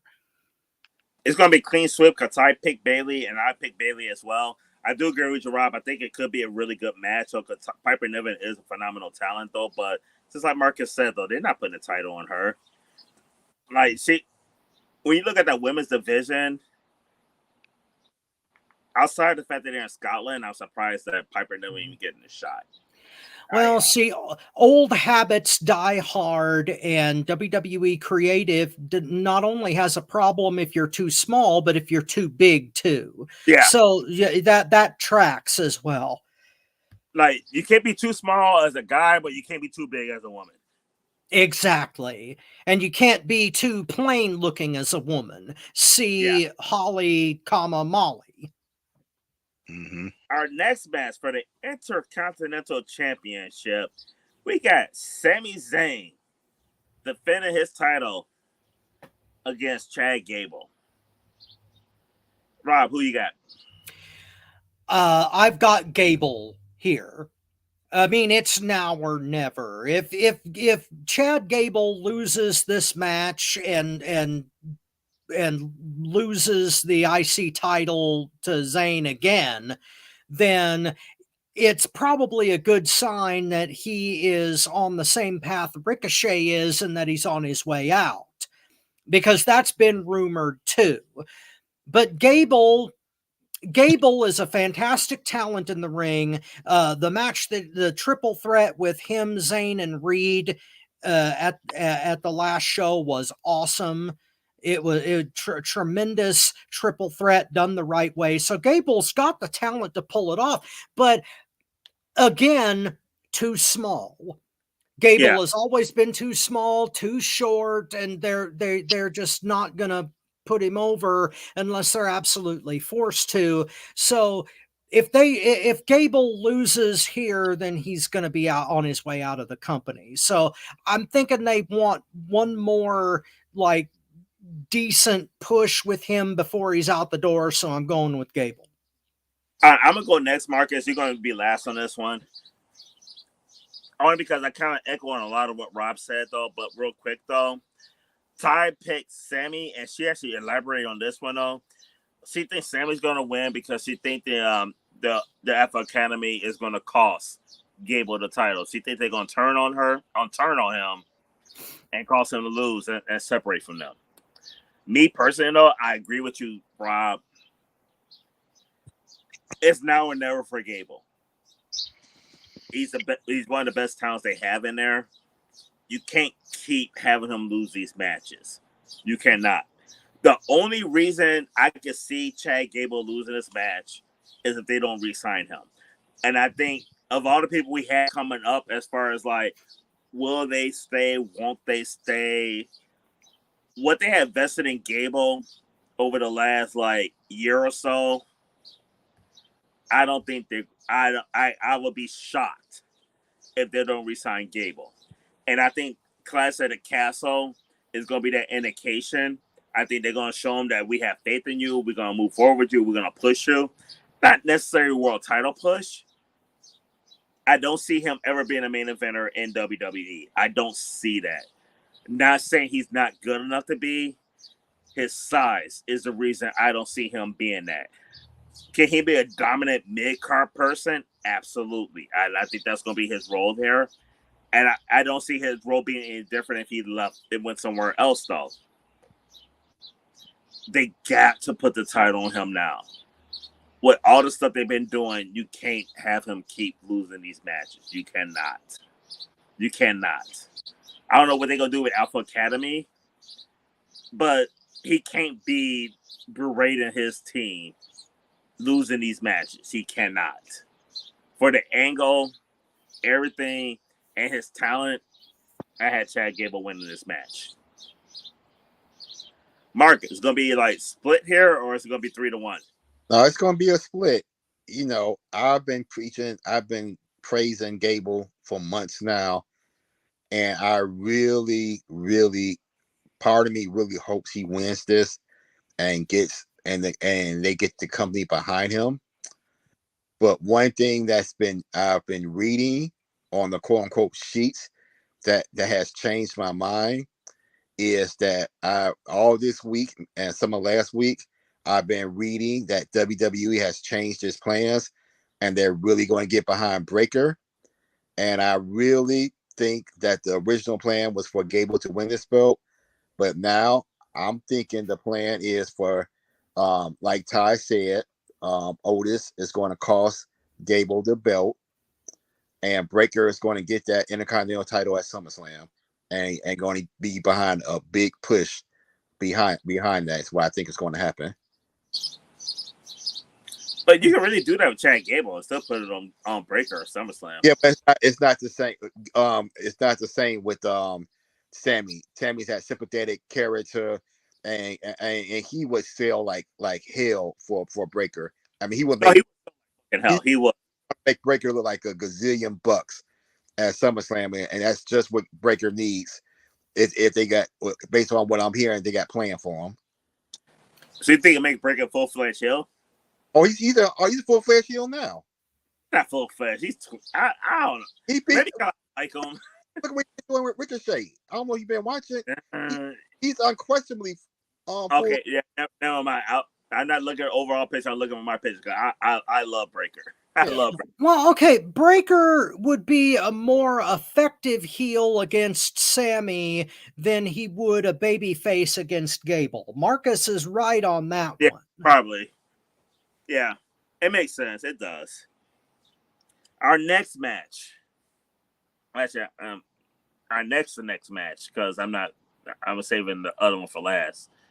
It's a triple threat for the women's tag team titles. Bianca Belair and Jade Cargill. Sexual chocolate at its finest. Oh my God, can I be the bologna in that sandwich? And thank you for joining us on FTW Future Focus. Where you got us at, Rob? I got us at 9 on that one. Yes, I am at 9. Sexual Chocolate is taking on Alba Fire and Ala Dawn, and also taking on Zoe Starks and Shayna Baszler, pulling double duties over the next week or so on PLEs. Mm-hmm. Rob, who you got here? I have Team Bootylicious. It is too early to take the belts off of Bianca and Jade because they are really trucking along as far as getting over is going. They're probably I would argue that they're the most over tag team since Bayley and Sasha to have those titles. So it would be a big mistake to take them off them now, unless the people that are winning them are Baszler and Stark. If they're going to try to get that team over as a legitimate badass force, which might track with Baszler winning the underground match at Battleground, but unless that's happening and they're going to do like the Fury Road Warriors 2.0 with Baszler and Stark, then it's definitely going to be Bianca and Jade. Yeah, Team Bootylicious. All right, Marcus, who you got here? We're talking a 3-way women's tag team match. Do y'all really think I'm going to watch this shit? I mean, do y'all think it's much of a chance I'm actually watch this bullshit? I mean, I could pretty much guarantee you, if this is a 20 minutes match, for about 16 and a half of those minutes, I'm going to be in the bathroom or the kitchen. Like, I'll probably come back just to see who wins. You know, I want to say I don't give a fuck, but you know what? I think it's pretty clear that Bianca and Jay is going to win this shit. But let's just say I barely give a fuck. Barely. Yeah. Okay. Enough to make a pick, but not enough to watch the match. Which is how I feel about Brock Lesnar. Okay. Facts. All right. So I agree with you guys. She didn't elaborate on this one. I don't think I gotta check my messages, but maybe she did. But Ty also picked Bianca and Jade on this one. Me, this match was kind of intriguing because they made it a triple threat. If you're gonna pull the trigger and take the titles off of them, you do it in a triple threat where like they can lose the titles without losing. Mm-hmm.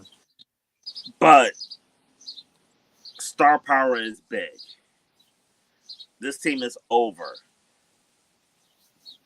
I like Alba Fire and Alba Dawn as a tag team. Shayna Baszler's a badass. I like her and everything. And in all honesty, I would probably be more worried about my pick if Shayna Baszler wins tonight. But I just don't see either one of those teams taking the titles off of Bianca Belair and Jada and Jay Cargill. I just don't see it. I don't see it. Even a triple threat, I just don't see it though. So for me, it's such a chocolate all the way. Oh my God. Oh, wait, hold on, Rob. Let me put this up there real quick.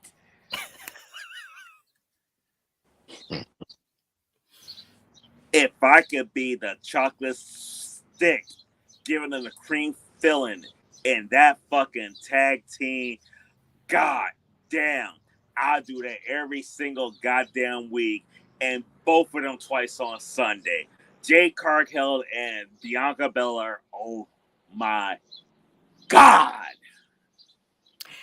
And thank you for joining us on FTW Future Focus, the cream in my coffee edition. Somebody got cream in that coffee, Rob. And thank you for joining us on FTW Future Focus. That was almost two in a row because I screwed up there. But main event.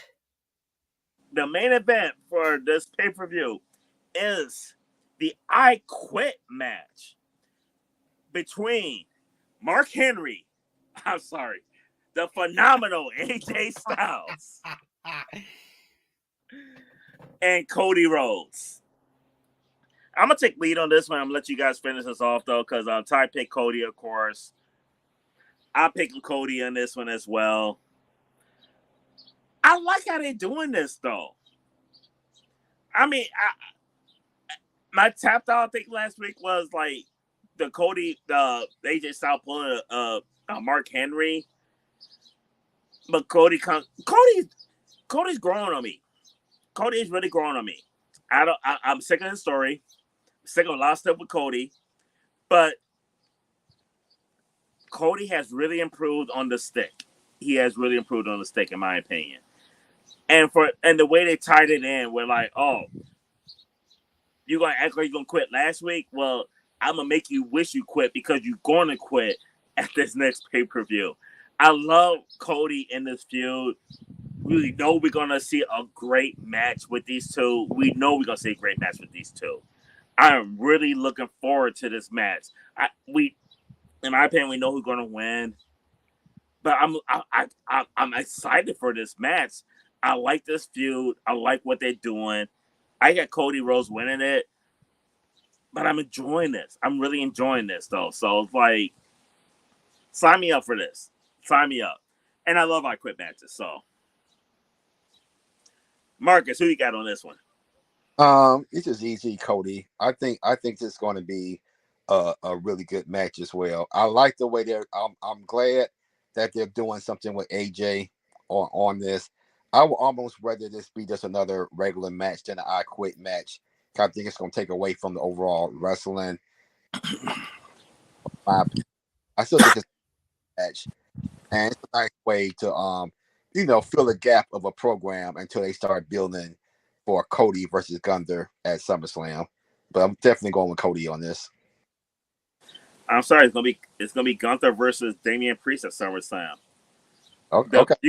The Cody match I want to see at SummerSlam is him and Orton. Nah. I want to see him and Orton. Yet. It's too much history behind it. Right, but Cody's Orton is too over as a babyface right now to do that. He can flip the switch in a minute. Yeah, but that's a build. That's a build. They got time. They are. I would agree with you if they didn't already say Gunther gets a shot at the title, and they're doing Cody versus. I mean, they're doing CM Punk versus McIntyre. That's happening. That's gonna happen. Title, no title. That's definitely happening. But that's gonna be for the title. No doubt. All right, Rob. What's your take on this? I am really conflicted with this match. On the one hand, it's damn good that they are giving AJ a last run, whether it's like with this company or whether it's for good. AJ Styles has been going for a real long time, and he may be looking to hang it up, and this may be his final opportunity. So you've also got Cody, whose days as champion have been numbered since WrestleMania. They realize he's over and they want to exploit that, but they do not want Cody Rhodes to be the face of the company. So if they did put the title on AJ next week, it would not surprise me if they wanted to give him a last run and use Cody to put him over just so that they could put the title on Walter or Orton or whoever they could a little bit easier to job AJ out and send him on his way. But I disagree with Marcus on the idea that the I Quit match is going to detract from this. If you use a gimmick right, it can add to a match. And who could use it right? These two could use it right. Yeah, and we're talking about an I Quit match. And if they do it in the style of Flair versus Funk, yes, my God, it'll be a great match. So we'll see. Granted, yeah, well, you may be right, Marcus. They may completely screw it up. I'm not going to discount that. The WWE creative could easily screw the pooch on this match. But if they do it right and they actually catch the magic, it'll be a great match, I think. But at the end of the day, I got to go with Cody. Because I don't think that they're going to take they want what they think is the franchise player to go into whatever they're going to screw up at SummerSlam. So yeah, Cody's probably going to keep the belt, and AJ is going to lose gracefully and go on to whatever comes next. But it's good to see him get a last hurrah. But Cody goes over here. From what I hear, though, AJ, when he's done wrestling, he's staying with WWE in the backstage area, though, in the backstage role, though. He's really happy with WWE, and as his career ends, he wants to be that backstage person, whether it be booking or whatever, though. But I think once he retires, he'd be a good booker, in my opinion. I don't think that AJ Styles has quite the same mindset as Bryan Danielson. To circle back to our first segment, Bryan Danielson is more of an artist than a businessman, although he's both. AJ now is more of a businessman than an Yeah, artist. I agree with that. Yeah. Yeah. I mean, we're talking about, well, in AJ's case, we're talking about a Rembrandt in professional wrestling. And Rembrandt, as opposed to Van Gogh, was more financially successful, but Rembrandt was a hell of an artist and a shitload better than Picasso. So you're talking about a slightly different mindset here. So once AJ is retired, I can see him going into more of a Jerry Lynn role than a Jericho role or a Bryan Danielson role. So Yeah. you're probably right on that. But what a hell of a ride for AJ Styles since 2002. Some of the best technical matches in the world. Him, Christopher Daniels, and It's Samoa Joe defined the three-way triple threat match and defined the X division in TNA.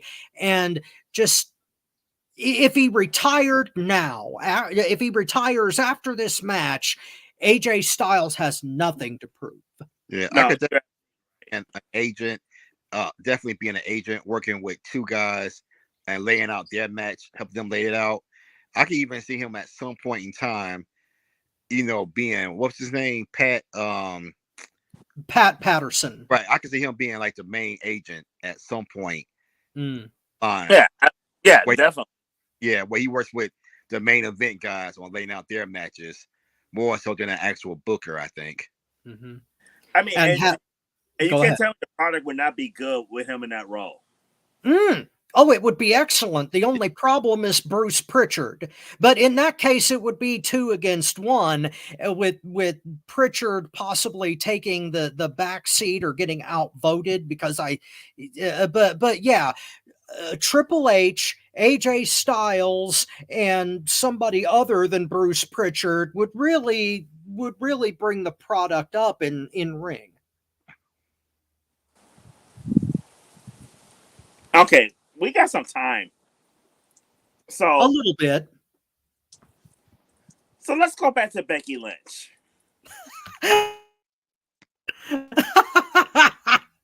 Wow, I didn't expect that. And here's the reason why. I mean, because AJ's future, I think, is submitted though. Like, and I'm pretty happy with where AJ future is going to go, wherever it is though, because I think he has a bright future. I think we all think he got a bright future in WWE once his career is over though. But let's go back to Becky Lynch, and the reason I say this is because I think Becky Lynch is a hot topic on where she's going to end up going, because you got a lot of your diehard Becky Lynch fans say she ain't going nowhere. You got the few that's like me that like I think she's going to entertain other offers. Mm-hmm. And we're gonna keep this short though. But where do you think Becky Lynch is going to end up? We're gonna kick this off with Marcus, because Marcus is a huge Becky Lynch fan. He's the most objective. Yeah, I think what I don't think she's made her mind up yet. I think she's going to take her time, be a mother for a while, and let her injuries heal up. And I think because she's going to ask for an insane amount of money. I think we touched on this last week, where she's going to, if Sasha's getting 4 million reportedly, then she's definitely going to try to get 4.5 to 5. And with that reduced work schedule and having a young child, and maybe even wanting to have more kids in the future, I think it's very possible that she's going to AEW. I'm gonna go before you, Rob, because you are the AEW guy on the panel between. Well, no matter how many people we have here, I think Ty's more on your side too, though. But I agree with Marcus. All I look, if it wasn't for that contract, I would really not think that she's not going to resign. the fact that WWE did not resign her is kind of alarming to me. And we don't know if they made her an offer or if they just did not offer her anything. Realistically, though, I would be shocked if we don't know for sure, but I would be shocked that WWE did not make her an offer. But I think whatever they offer her was less than what Mercedes Moné is making in AEW. I really think the offer that they probably gave her is probably less than they offer Charlotte Flair. And Charlotte Flair Definitely. less money Yeah. than Mercedes Moné. Mm-hmm. I don't see WWE paying Becky Lynch more than Charlotte Flair. I don't see it. In my opinion, for her to stay in WWE, she's going to make less money. She's a free agent now. She can listen to all the offers and everything. And realistically, she could be right up there with Seth Rollins as far as the money they make. A lot of people say she's not going to leave her husband in WWE. But if it's like making $2.5 million in WWE versus they match her offer, give her $4.5, I can't see her turning down a couple $1 million to be a small fish in a big pond, just to be with her husband. She would, as much as I hate her, and anybody that watches the show, know I hate that fucking bitch. I fucking hate her. But the star power that she brings, she's a lot more valuable in AEW than she is in WWE. And I think AEW is going to give her the money. And I can't see her turning down a couple $1 million a year just to travel with her husband. Especially when in AEW, you're traveling less. And I think she would be a huge asset to AEW. And this is coming from somebody who hates her. What's your take on this, Rob? Well, Motown, you and Marcus both have really good points. But I think that the bigger factor here has to do with WWE not wanting to help their competition. I think that Becky is going to stay, not only to, at least she's going to try to stay. If WWE seriously wants to kick her out the door because she's injury prone or she's got an attitude problem now, or because they think that the shine is off of her star, that's one thing. But I get the feeling that based on WWE's like current current attitude and current tactics toward AEW, I think they really now consider them competition and a threat, at least on a minor scale. You know, if they don't take AEW at least somewhat seriously before than they do now. So I don't think that they're going to let Becky go as easily as all that. I think they're going to make the best offer they can to her, and it'll be up to her whether she wants to take it or not for the easy, in favor of the easy schedule or more pay or time with her kid, however that works out. I do agree with Marcus that she's going to take time off. Oh, yeah. She's going to be out of there for at least 3 or 4 months so that she can heal. I think she's going to do it this year. Yeah, I mean, why not take the vacation? It's the summer and they don't need her, so why the hell not? But I get the feeling that she is going to be back by Survivor Series. That she's going to take time off, she's going to come back to the big pop, and WWE, as they don't want to rock the boat right now, especially if it's going to help AEW out, and especially since this summer they're going to be back in Wembley, and I think they are going to sell it out, especially once they start announcing matches and building and getting to the main event. So I'm going to go out on a limb here and say that Becky stays. Now, question for you, Rob. knowing what WWE has done with their talent, like, because AEW has signed some good talent. Like, WWE let them get talent over the last like 5 years. Mm-hmm. I'm not even gonna count Jericho, because Jericho was like different circumstances. They didn't see that coming though. But they signed Moxley, they signed Bryan Danielson. I mean, they signed AEW signed a lot of talent that WWE did not stop them from signing, and they could have. Right. And I don't really look at WWE as putting a lot of stock in their women as far as their star power. Like, usually, like, if a woman in WWE, history has shown this, a woman in WWE feels like she's worth more money than they think, they're like deuces. You think Becky's gonna be different on that? I don't think she's going to be different, but I think that WWE would be making a big mistake if they didn't at least consider keeping her based entirely on her personal fan base. I mean, the attitude. Yeah, I mean, the attitude that WWE has towards some of their talent disgusts me. I mean, we talked about Ricochet. We've talked about Nick Namath.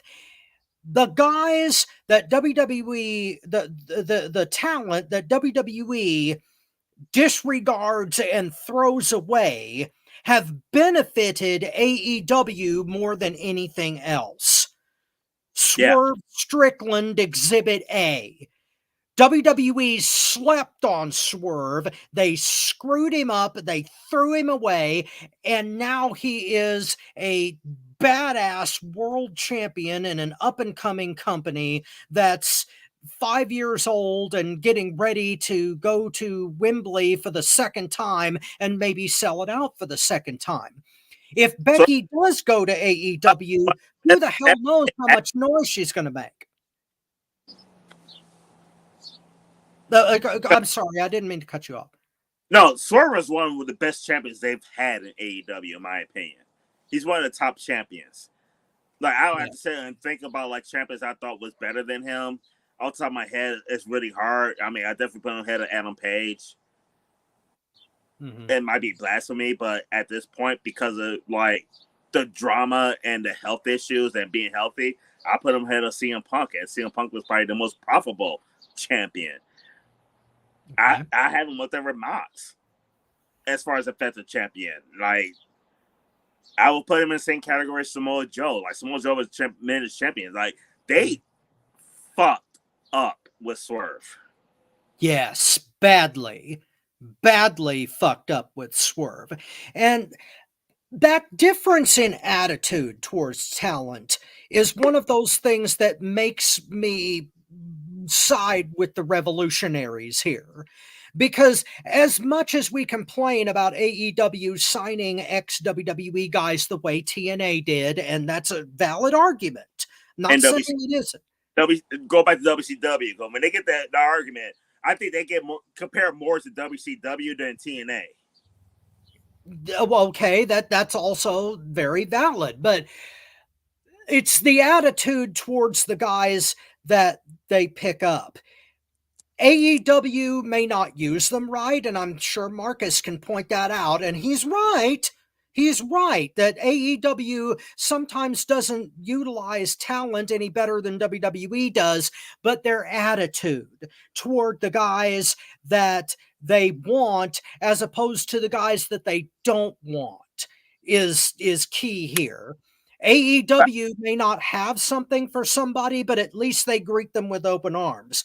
WWE throws away people that are excellent talents because there's a little flaw with them, or they don't quite fit the mold of what they want, and WWE Creative gives them a catch-22 to work with and then throws them away because they don't value them. AEW values them even if they don't have a place for them. But you know what? I'm not so sure we can really count Swerve as the wrestlers that WWE threw away, simply because WWE got a lot of guys with talent that could wrestle, and I think Swerve would went to WWE, that would have been what he would have been. Because let's just be really, really honest here. As great of a talent that Swerve is, Swerve got over for one reason and one reason only. And exactly. That's why Swerve is in the position that he's in now. Now, would you have had Nana doing that shit from in WWE? No, probably not. So I think in WWE they saw that, hey, that's not a lot we gonna do with this guy. Could this guy have gotten over on his own, like say Trick did? Maybe. But why did Trick get over? That damn song. Whoop, that Trick got him over. I mean, let's be honest. This is what it is. Sometimes guys get over by luck. They got the talent, but that little thing of luck, like a song, like a dance, takes them to the next level. And we don't know if that would have happened with Swerve. So I'm not so sure that we can count him in that list yet. But I will say this though, from WWE standpoint, I don't necessarily look at them as a company of like, we're gonna pay you a lot of money to stop you from going somewhere else. WWE, especially in the women's division, seems like, oh, you want more money? Good luck. Fuck you. Good luck doing this shit without the machine behind you. We have never seen WWE sign women for a big contract. They don't value the women like that. They don't. Like, if a woman is going to ask for more money, it's like, see you. That's how WWE, that's their history. The history could be changing under the new regime. But WWE has never paid women what they felt they were worth. Well, and I think that's where they're at with Becky Lynch. I think WWE, like, you're worth this. She feels I'm worth this. And I get where Becky Lynch is coming from, because if Mercedes Moné is making this, I'm worth this at least. You can at least give me this. And I don't think they're gonna pay her. I don't think they like look at the women division, as good as it is, for WWE as being profitable enough for them to give her all that money that AEW would give her. The way I compare it is, I consider Tony Khan to be like the Cleveland Browns. They gave DeAndre Watson all that damn money that set the bar so high that everybody that's coming behind them, nobody's going to meet it. I think that's what Tony Khan did for Sasha Banks. Sasha Banks not worth $4 million a year. There's not a lot of wrestlers, male or female, worth $4 million a year. But if I'm Becky, if I'm Rhea Ripley, and whoever else coming up behind her, oh yeah, you definitely paying me that. If Sasha Banks is getting it, absolutely. And I just think that it's not that WWE it didn't pay, because I heard Charlotte is getting paid well. It's probably not Sasha Banks well, but I'm sure she's getting Sasha Banks well. She made that 3 year, which is Charlotte got one of the biggest contracts in WWE for women. Right, and if I'm not mistaken, Roman was getting $3 million. So I mean, I just think that Tony Khan set the bar so high with Sasha Banks that it's going to be hard to match it. He set the bar too damn high. Yeah. But Motown's got a point in that WWE definitely does not value their female talent any more than they do tag teams or cruiserweights or super heavyweights or anything that doesn't fit their criteria as to what their ideal wrestler should be. So you guys have a point in that regard, in that Becky may leave based on that basis alone. So it's quite possible that she could leave based on the idea that they just can't meet her price. But there's too much of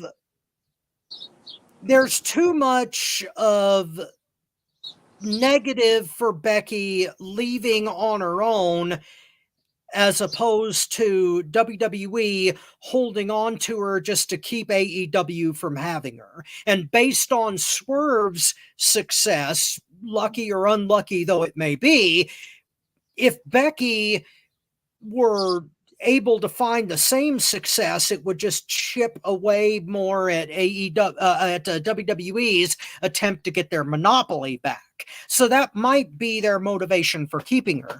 But if Becky wants to go because she thinks the grass is greener, there's really nothing stopping her. But I'm not convinced that WWE isn't going to at least try. No. I'm not saying that they're not gonna try it. I just don't think they're gonna match them. Oh no, they can't. They're not going to. And, yeah, go ahead. And everybody mentions Seth Rollins as a factor in her stand. Now, as I give my opinion on Seth Rollins' influence and all this has come from me. This is Tony Motown Allen and Seth Rollins' ridiculous outfits, his ridiculous shoes, filling those shoes. I think Seth Rollins, in all honesty, would rather for her make more money in AEW than stay in WWE. And here's why. We talk about star power. As big as Seth Rollins is, I think he would rather for her to go away where he could be the big star in the household in WWE, the bigger star. Ego plays a don't look at me crazy. Ego plays a lot in it. Seth Rollins in his head could be thinking he could be a bigger star without his wife being there. Are you suggesting that Seth Rollins is such an egomaniac that he would want his wife to go to a different company just so that she won't show his ass up? Yep. He's that much of a diva? I'm definitely saying that. Well, based on his wardrobe, you might have a point. I'm not saying for sure that that's true.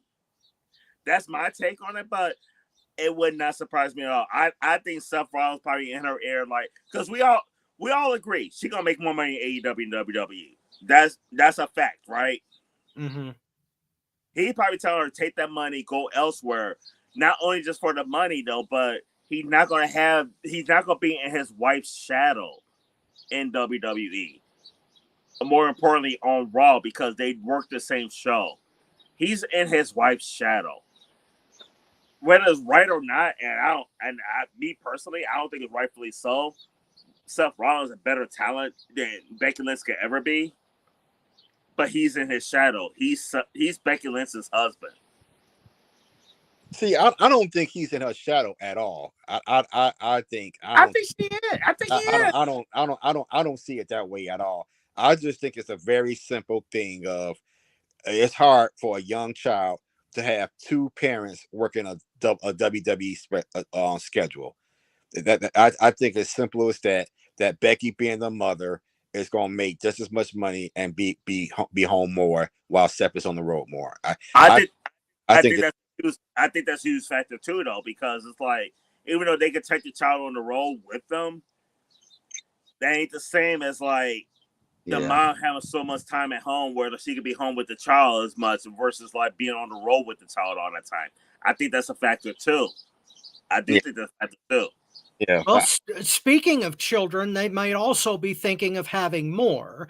So having Becky off the road, at least temporarily, might factor into that as well. I am not really sure. I may fall on. Oh God, Rob. What? You just got me excited. What if Seth Rollins knocked that bitch up? She have another baby and she just like decides she will stay home and not do any wrestling anymore. Just be a fucking mom. And we don't have to see that bitch anymore on any TV. It could happen. It could happen. Well, there's so many factors to put into this. It's the Cody jump all over again.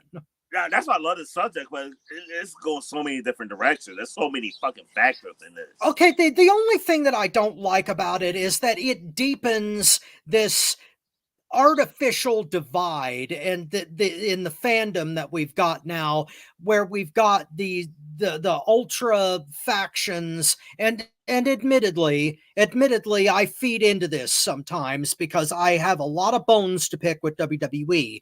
But these contract discussions further the divide between wrestling fans when it comes to AEW and WWE, because you know that if Becky defects, everybody that's a fan of hers, that's a WWE loyalist, is going to be ultra pissed off. And vice versa. If she stays with WWE, then the people who wanted her to come to AEW are going to be extremely pissed because, you know, they think that Becky's going to be used better over there, and it makes the water more toxic, and I'm not really crazy about that. But you know, Rob, though,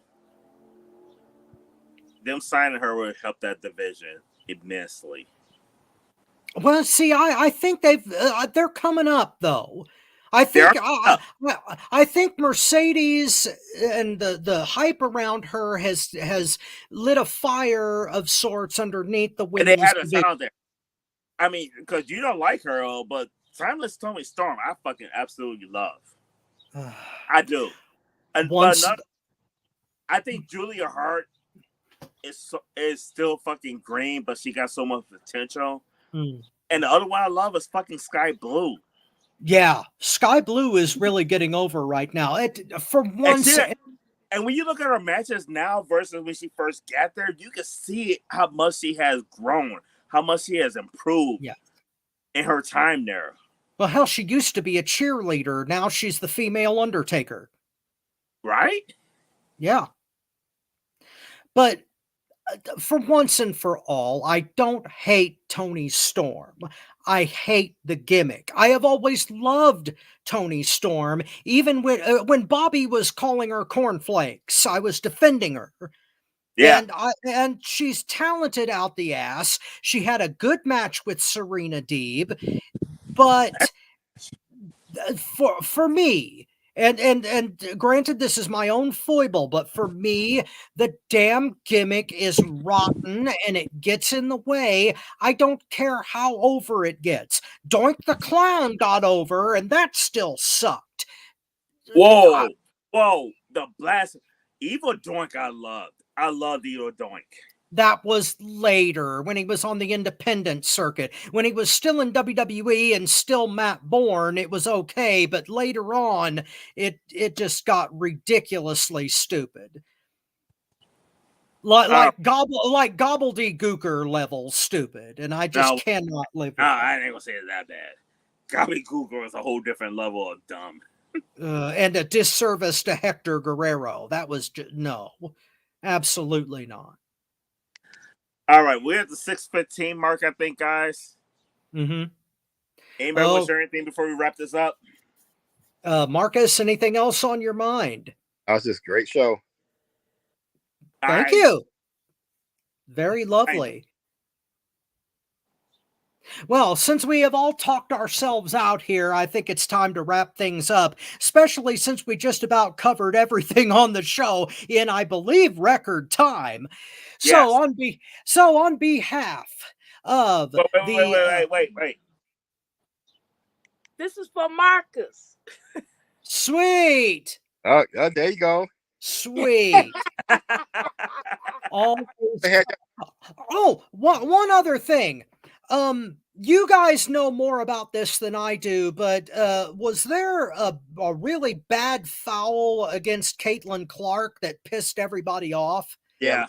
And was it because she's been comparing her? No, the media have been comparing her to Larry Bird. And that is ridiculous. They've been comparing her to Jordan too, but I think she is way overhyped. I mean, but here's the thing with Caitlin Clark. She's drawing eyes to the product. I just saw a stat, like, her game against, like, I don't know who the fuck they played, though. They had more people in attendance for that game than, like, game 1 of the NBA Finals. Wow. Just putting eyes on a product. Just putting eyes on a product. Whether you like her for whether you like her or not, though, she's putting eyes on a product, and that's what they fucking need. Well, WNBA has been sucked ass. Like nobody talked about WNBA till this year. Mm-hmm. Nobody Okay. talked about it. Well, see, I'm wonder whether the eyes that she's bringing to the product are just temporary and just for her. I mean, that's the Logan Paul debate again. 11 million people follow Logan Paul on YouTube, but yet SmackDown had one of its lowest ratings ever just a couple of weeks ago. But it's one of those things where WNBA been around for like, what, 20, 30 years now? Close to that. I don't know. They're getting more viewership. They get more TV time. They're getting a lot more since he's into the league, though. Ride that shit. Stop hating on the shit. Ride that shit. You feel you're better than her? Show it. Because there's more eyes on you. Yeah. And I'm sure that some players in the WNBA have enough of a grudge against the attention that she's getting that the Fever are going to have to play their asses off everywhere they go on the road. And maybe double time at home because they're going to want to show her up. And if they do it too many times, it may put a wet towel over all that. And the thing that sucks is the fact that like she's with the Fever. That sorry, anybody watching from Indiana, but that fucking team suck. That's a bad fucking team. She's the number one. When you number one draft pick, you know what you are. You're the best player on a shit team. Well, you can't make a great team out of one player. Look at the Wizards under Jordan. Yeah, you can't. It takes a lot more than one player to make your team good. Well, I think that wraps it up for today since we're like getting into basketball territory. On behalf of the absent but always on our mind mastermind Bobby Rogers, on behalf of the Tigress Ty Nickerson, Marvelous Marcus Buckley, and Tony Motown Allen, this is your not so humble correspondent saying so long, everybody. We'll definitely see you in the future, and hit that James Brown, baby! Hit it. How you feel, brother? Feeling good. You feel good? Feeling good. It's groovy. Play so much bone, brother. How you feel, man? I feel all right. I call your name. I don't want no people to know you're in here. How you feel, fella? Hey, Jam! Sure getting down. Look at him. Ha. We're gonna have a funky good time. We're gonna have a funky good time. We're gonna have a funky good time. We're gonna have a funky good time. Let's take them up, Fred. We gotta take you high. Yeah. All right. You wanna do it again? You wanna do it again, huh? Yeah, let's do it one more time. We gotta take you high. Yeah. Hey. Brother. Yeah. Now I want everybody. Let Fred blow about 2 choruses. And then I want to wave you in. Let's go and do that. We did this now. All right. Yeah. All right. I'm going to get that fella with the little horn over there. You done change horns on me. Fred, can you take us higher? Yeah. Take us higher.